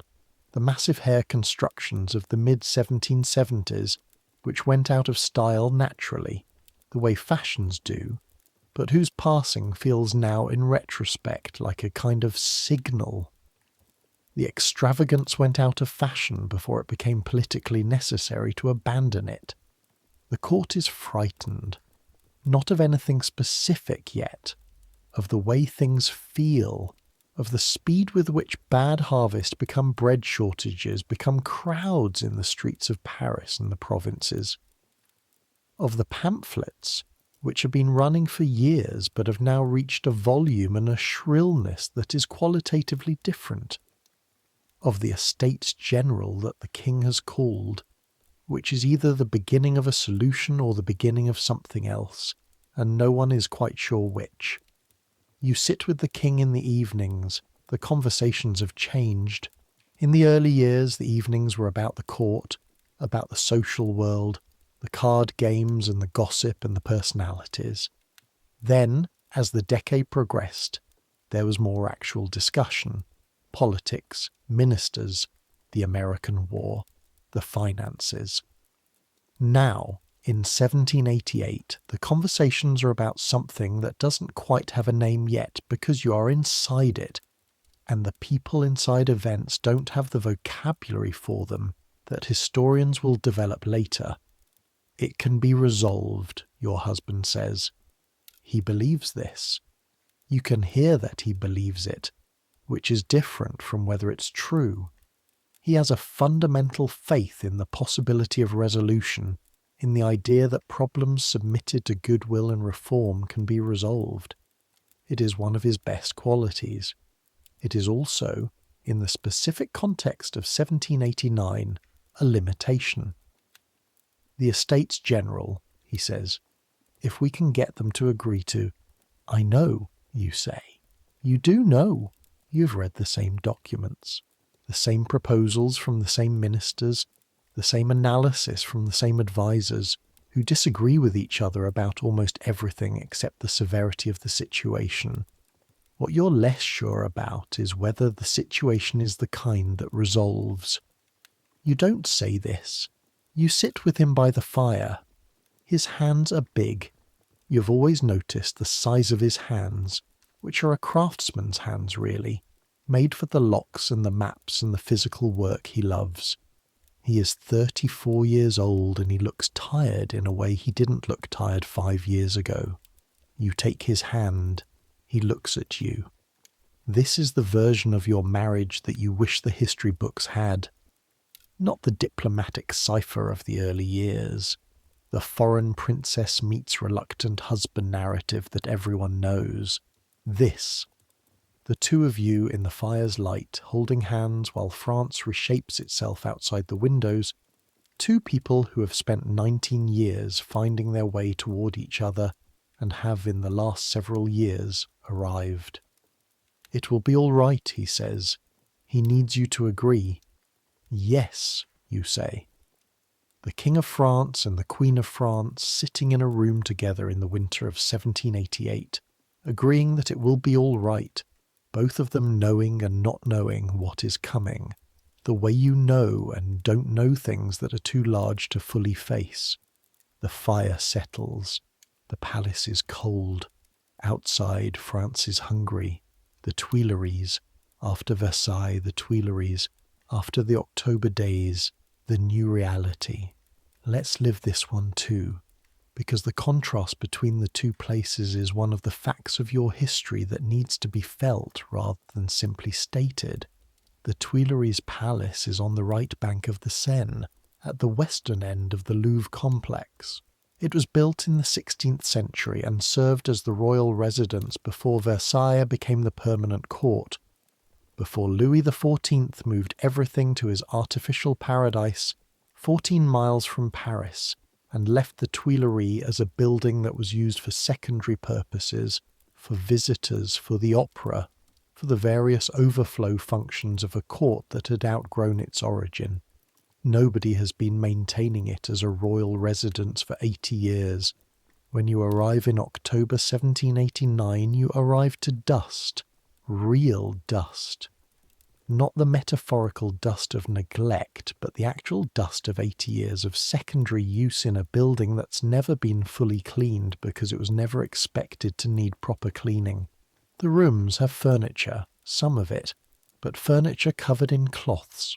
Furniture left in positions that made sense for the previous occupants rather than for you. Furniture that is good quality, but that is distinctly not Versailles, in the way that a well-made coat in the wrong size is not the coat you wanted. Your daughter cries. Your son, Louis Charles, the Dauphin now because his brother died, looks around with the expression of a 7-year-old, trying to be brave about something that doesn't feel brave. You get them into bed. The beds have been made up quickly by servants who preceded you. There were servants sent ahead. There was some preparation. The government did not intend you to arrive to complete disorder. But the beds are not right. The sheets don't smell of the Versailles rosewater. The mattress is not the Versailles mattress. The room is not the Versailles. You sit beside your children's beds until they sleep. Then you go to your own room. No poof. No Rose Bertin consultations about which silk. One lady in waiting, not 8.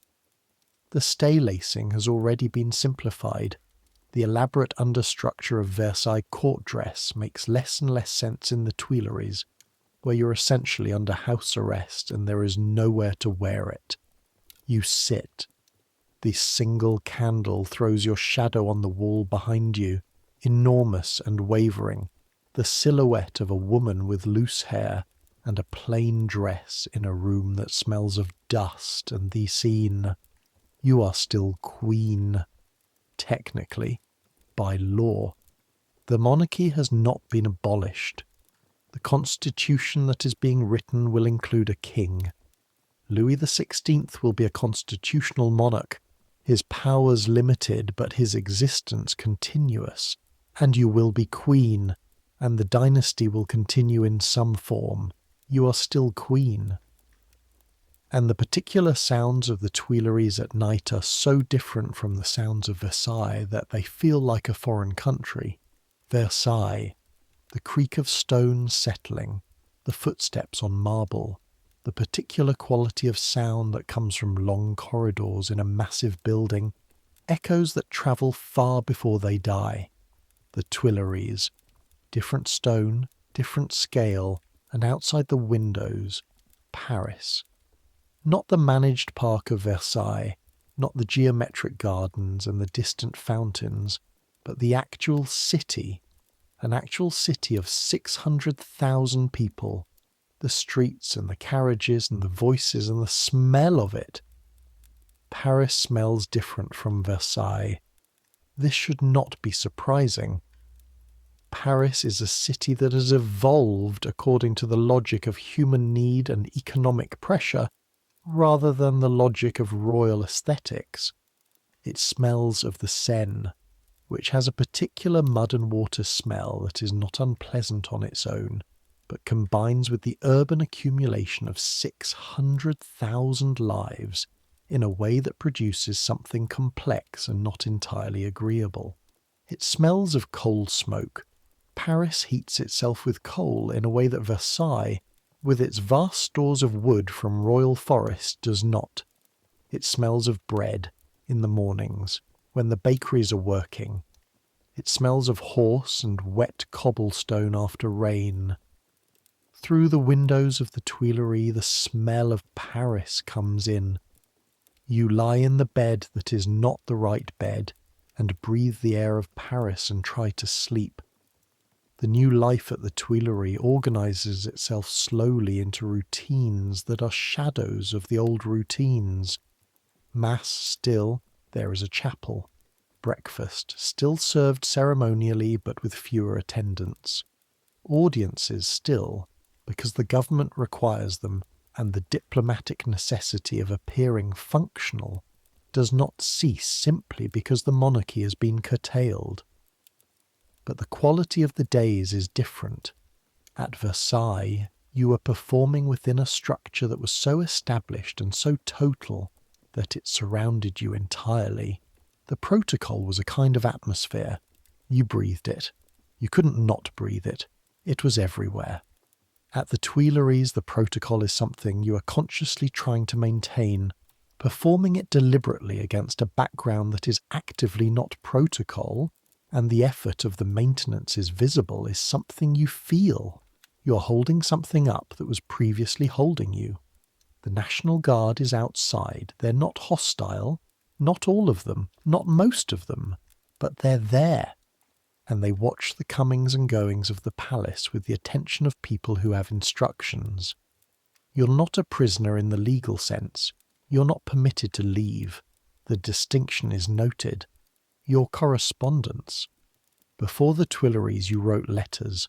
To your mother, until she died in 1780. Those letters were careful, diplomatic, full of what she wanted to hear and carefully edited of what she wouldn't want to hear, and occasionally in the most private paragraphs, genuinely revealing. After her death, to your brother Joseph, and to your siblings, and to various correspondents who were part of your world. At the Tuileries, the correspondence takes on a different character. You're writing to your brother Leopold, who is now Holy Roman Emperor, about the political situation in France, about what the Constitution will mean, about the possibility, and this is the thing that the revolutionaries will find and use against you at your trial, the possibility of Austrian military intervention to restore the monarchy to its former status. You believe you are Queen of France. You believe your husband is the legitimate king. You believe the revolution is stripping both of you of what is rightfully, legally, constitutionally, even by the new constitution being written, yours. And you write to your brother about ways to address this. The letters are coded. The codes are imperfect. Some of them are found. This is the political charge at your trial that is not entirely invented. The correspondence with foreign powers. The Austrian Queen writing to the Austrian Emperor about restoring French royal power. This happened. You did this. In the context of your conviction that the revolution is a catastrophe for France and for the people of France, a conviction that the revolution's eventual terror will partially vindicate, though it is its own catastrophe, the correspondence makes a kind of sense. In the context of France at war with Austria, it is treason. Both things can be true. You wrote the letters. The year 1792 has a different quality from all the years before it, and the quality is speed. Things happen faster in 1792 than they happened before. The political situation moves at a pace that the deliberate machinery of the court and the government, which was designed for slowness, cannot match. Decisions that used to take months of council discussion and diplomatic manoeuvring and protocol observance happen now in days. The Legislative Assembly, which replaced the National Assembly, operates with a speed and a directness that feels, to you, barely organised at all. France declares war on Austria in April 1792. This is the thing you feared. Your brother's empire and your husband's kingdom at war, and you caught between them, neither side quite trusting you. Both sides using you as a symbol of whatever they need you to symbolize. The summer is bad. The armies of the coalition, Austria, Prussia, advance into France. This is a military fact with a political consequence. In Paris, the advance of foreign armies is interpreted as evidence of royal treachery, and the figure of the Austrian Queen who has been corresponding with Austria becomes, in this climate, a figure of immediate and dangerous suspicion. The pamphlets are no longer just pamphlets. On August 10th, you are there when the cannons fire. The sound of cannon fire is not what you expected. Not that you were unprepared. You knew what was happening, knew the crowd was coming. The situation had been building for days. But the sound of cannon fire is different from any other sound you've heard in your life. It is not simply loud. It is a physical thing, a percussion in the chest that precedes the hearing of it, a shock wave that arrives in the body before it arrives in the ears. The Swiss Guard is defending the Tuileries. You are in the assembly. You hear the cannon fire from inside the hall. The deputies are debating. They are always debating. The great machinery of the assembly operates continuously, an almost physical output of words. And through the windows the sound of the battle comes in, and the deputies continue debating, because what else can they do? You sit in the box with your daughter. She's 13. Her hand in yours is steady. You're steadying each other, though you are the mother and she should not have to steady you. But she does, a little, and you let her, because she needs to feel that she is doing something, and this is what she can do. The Swiss Guard fights for 2 hours. They fight well. They are professional soldiers, and they are defending their post with everything professional soldiers have, and they are outnumbered by thousands, and eventually they are overwhelmed, and those who aren't killed in the fighting are killed afterward by the crowd. Some escape. Not enough. You hear the end of it through the window. The silence after gun stop is its own kind of sound. The particular texture of absence where sound was. Your daughter doesn't let go of your hand. The imprisonment. The temple tower smells of stone and damp and faintly of whatever was stored there before you arrived. The military order that used to occupy the temple had its own accumulation of habitation, and some of it is still present in the walls, in the lower rooms, in the particular quality of the air. The routine in the temple is simpler than the routine at Versailles, simpler even than the Tuileries. There is less ceremony because there is no ceremony. The guards permit you to maintain a domestic routine, mealtimes and exercise in the small garden, and these you organize with the remnants of the court household that are here with you. With you, your husband, your daughter, the Dauphin Louis Charles, Madame Elisabeth, the king's sister, who chose to stay with the family when she could have left, a femme de chambre, a few others. This small group becomes in the tower its own kind of court, reduced, informal, stripped of everything except the people sitting around the table at meals, the people in the evenings, reading aloud by candlelight because there is little else to do, the people whose company constitutes your world. You have always been surrounded by people. Now you are surrounded by 6. It is different. It is, in some ways, and this is the painful irony that you sit with in the evenings. It is more like what you sometimes wanted at Versailles than Versailles ever was. The small group, the real faces, the conversations that don't have to be calibrated for political meaning because in the temple there is no political landscape to navigate. Louis reads to you in the evenings. He has always been a reader. One of the things about him that you didn't understand when you first arrived, the library hours, the preference for books over card games, seemed simply incomprehensible. Now you understand. The books were where he went to be somewhere else. He reads to you now, French history mostly, the kings of France, the long chain of them, his predecessors. You listen. His voice is steady. You love his voice. You never specifically noticed this before. It was just his voice, Louis's voice, your husband's voice, a fact of the background. Now you notice. the steadiness of it, the way it doesn't waver even in the evenings when the light from the candles makes everything shadowy and close. On January 20th, 1793, your husband is told that he will be executed in the morning. The family is permitted to see him. You see him. What passes between you in those hours is yours.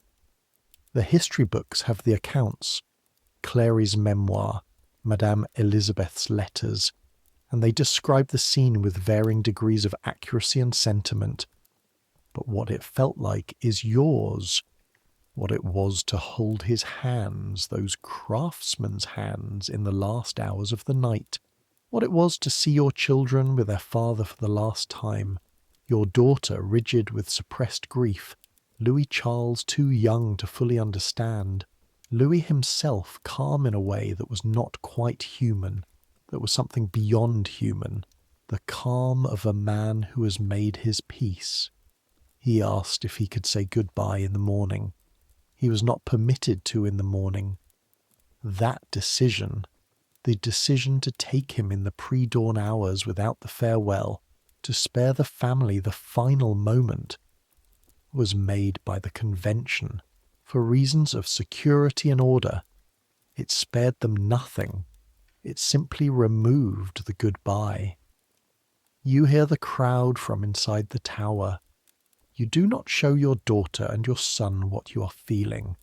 Afterward, after January 21st, after the king is dead, you are a widow. You are also a prisoner.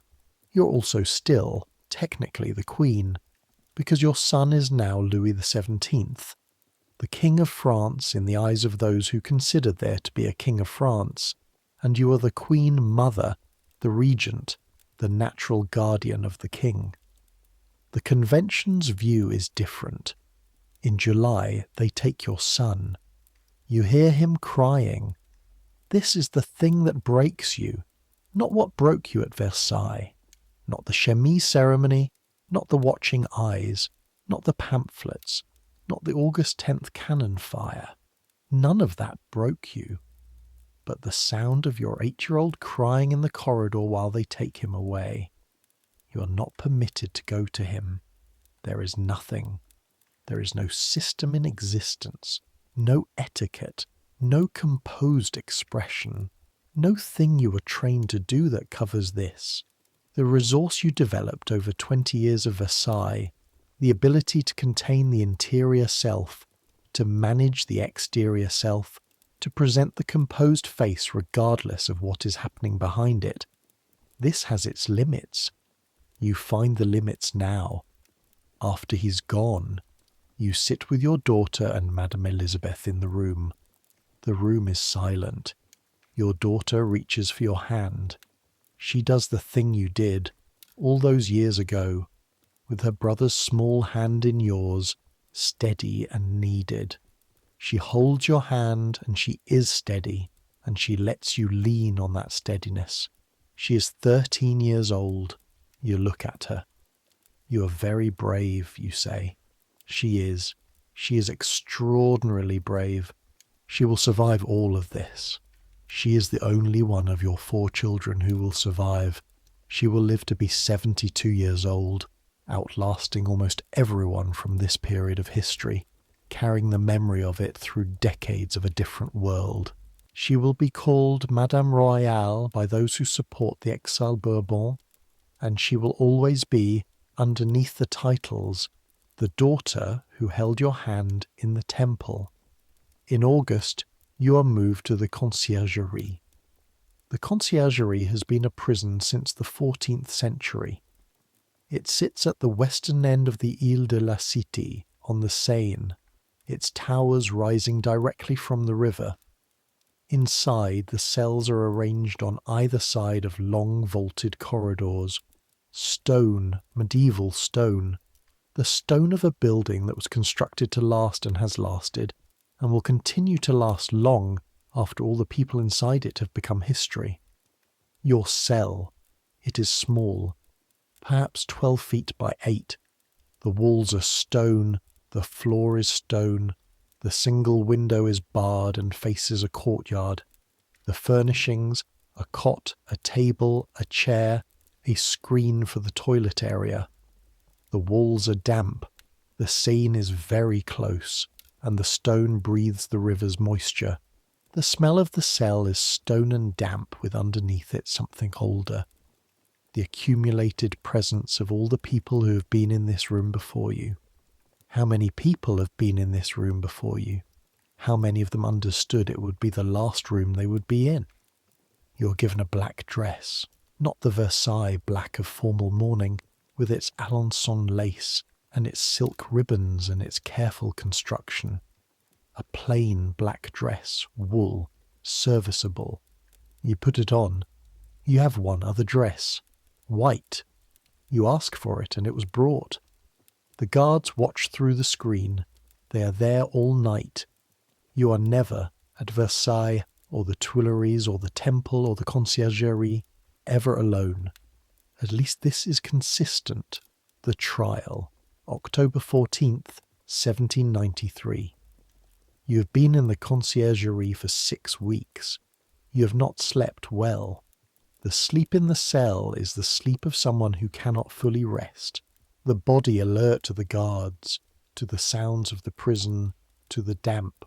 Your hair, already grey, has thinned further. The last weight you have any reliable record of is below 80 pounds. You are brought before the Revolutionary Tribunal. The tribunal is a court, with the forms of a court, judges, a prosecutor, witnesses, the public galleries. The charges are read, the witnesses are called. The prosecutor, Fouquier-Tinville, has prepared the case over months, assembling everything available, real evidence and manufactured evidence, and the testimony of people whose testimony has been shaped. You answer the questions. The questions range from the genuinely serious to the absurd. The serious, the correspondence with Austria, the political negotiations, the counter-revolutionary activities. To these you respond carefully, truthfully where truth serves you, and as carefully as possible where it doesn't. The same skill you've been developing since you were 14 in a room where every word was assessed for meaning. The absurd. The sexual accusation involving your son. The room goes quiet. You look at the tribunal. You look at the gallery. You look at the women in the gallery, the citoyennes, the women of Paris who are there watching you be tried. Women who have bread queues and hungry children and every right to be angry at the world that produced you and that you represented. Nature itself, you say, refuses to respond to such a charge laid against a mother. I appeal to all the mothers here present. The silence is complete. Then it moves on. The verdict, guilty. Sentence, death. October 16th, 1793. You are woken before dawn. There is a priest, not the constitutional priest they send, the priest who has made his peace with the revolution. A non-juring priest, one of the ones who refused to swear the oath, smuggled in to give you last rites. You make your confession. You receive communion. You're given the white dress. You put it on. Your hair must be cut for the guillotine. The hair must be out of the way of the blade. One of the guards cuts it with scissors, roughly, not unkindly, but without ceremony. The grey hair falls to the floor of the cell. You don't watch it fall. You look at the wall. This is the last grooming you will receive, the last occasion of someone else's hands doing something to your hair. You have had hairdressers your entire life, from the moment you arrived in France at 14. Léonard and his predecessor and all the women of the bedchamber and the temporary arrangements of the Tuileries and the Temple. Hands in your hair every morning of your adult life. These hands are rougher. The result is rougher. It doesn't matter. You write a letter to your daughter because she should have a letter, because she is the one who will survive, and she will need to know that you are thinking of her. Adieu, my heart, you write. You write what you want her to know. You fold it and it is taken, and she will eventually receive it, and it will be one of the documents that historians read for decades trying to understand who you were, and it will tell them some of it, but not all of it. Because the letter is addressed to your daughter, not to history. You are dressed, such as it is. The tumbril is in the courtyard. You walk out to it. It is a bright October morning. Cold, October cold. The cold that comes with a clear sky, sharp and definite. The light is strong and direct, the kind of autumn light that makes everything look very clear. The conciergerie, the courtyard, the stone, the river smell, the guards. You step up into the tumbril. You sit. The tumbril begins to move. An hour. The ride to the Place de la Révolution takes an hour, through Paris, through crowds that line the streets 6 or 7 deep. Some of the people in the crowds are hostile, shouting, gesturing. Some are silent. Some, you tell yourself, are there out of simple human curiosity, the need to see the thing that history is doing in their streets. You sit upright. 12 days before, your husband sat in a tumbril that went the same direction. He sat upright too. You didn't see it. You were in the temple, but you know, from what was told to you afterward, that he sat upright. You do the same thing. The tumbril crosses Paris. Paris smells of October, the specific smell of fallen leaves and cold air and coal smoke and the river and the 600,000 lives of the city, all of it present in the air you breathe. Paris in October. After 19 years of Versailles, of the managed air of the palace, of the perfume and the potpourri and the rosewater-scented sheets and the orange blossom in spring. This is what you breathe on the last morning. The actual city. The real air. There is something in this that feels, if you press it, like a strange kind of honesty. You lived inside a structure designed to mediate between reality and royalty, to make everything more beautiful and more controlled and more elevated than the actual world. And the actual world in the end comes back. It always comes back. The Place de la Révolution. The scaffold. You step up to it. The wood under your feet. You're wearing the white slippers, all that remains of the silk shoes. Your feet on the wood of the scaffold. Not marble, not parquet, not the gravel of the garden paths. Wood, rough, the kind of wood that doesn't care who walks on it. You step on the executioner's foot. You turn. Pardon me, I did not mean to do it. You don't mean this as a last political gesture or a moment of theatrical grace. You mean it because it is true and because your mother raised you to acknowledge accidents. Because etiquette, the real etiquette, the one underneath all the ceremony, the one that is simply about not causing harm to others in the space you share, that is true anywhere, even here, even now.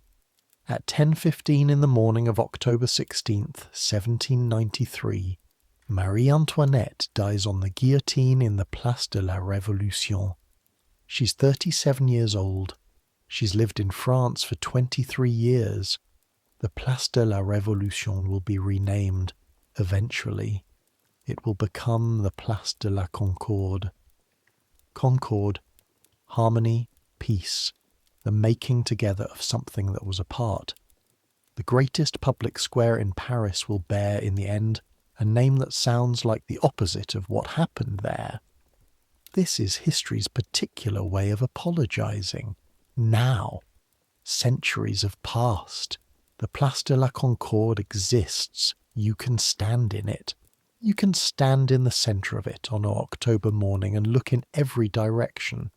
The Tuileries Gardens to the east, the Avenue des Champs-Élysées to the west, the Seine to the south, the Church of the Madeleine to the north, and the city spreads out around you. The actual city, the living city, the Paris of 6 million people rather than 600,000. The obelisk of Luxor stands in the centre of the square. It was not there in 1793. It arrived from Egypt in 1836, another century's contribution to the accumulation of the square. It is 3,000 years old. It was here when Rameses II was alive, when your entire civilization was a fragment of the future barely imaginable from the perspectives of its distant past. 3,000 years. Your 23 years in France fit inside that easily. Versailles still stands. 3 million people a year walk through the Hall of Mirrors. They stand in the centre of it and look in both directions, the 17 windows and their 357 reflections, and they feel something. Something that has to do with scale, with ambition, with the human compulsion to create things that are larger than the individual human life. In the Queen's chambers, the stays are in a glass case. The waist is smaller than you expect, visitors always say. The waist is so small you can barely believe a human body fit inside. But it did, every morning, for 19 years. The body adapted. The body always adapts, given enough time to whatever it's asked to hold. The ribs learn their new geography. The lungs find the breath that's available. You learn to breathe within your constraints and find it sufficient. This is the thing that Versailles taught you. Underneath all the other lessons, not the protocol or the political calculation or the management of the court hierarchy. Underneath all of that, the body can adapt. The self can accommodate. What seems impossible at 14, all of it, the ceremonies, the watching, the performance, the permanent public life, becomes, with time, simply the life. The only life. The life you know. This is not defeat. This is the fundamental human gift. You can live anywhere, in palaces and prisons and towers and the back of carts moving through Paris in October. You carry yourself through all of it. The self is portable. The self survives the geography changing around it. You carried yourself through all of it. The orange trees still bloom in April at the Petit Trianon. The roses still grow along the winding paths of the English garden. The small river still makes its sound around the curve of the path, the sound of water moving over stones, the sound that is the same sound it made when you walked there with Yolande de Polignac on a June morning in the 1770s, your arm through hers, both of you 30 years younger than history was going to make you. The sound of water moving doesn't know about history. It just moves. Tonight you're somewhere warm. You have a roof. You have, if you've eaten today, if the day went reasonably, enough in your body to sustain the night.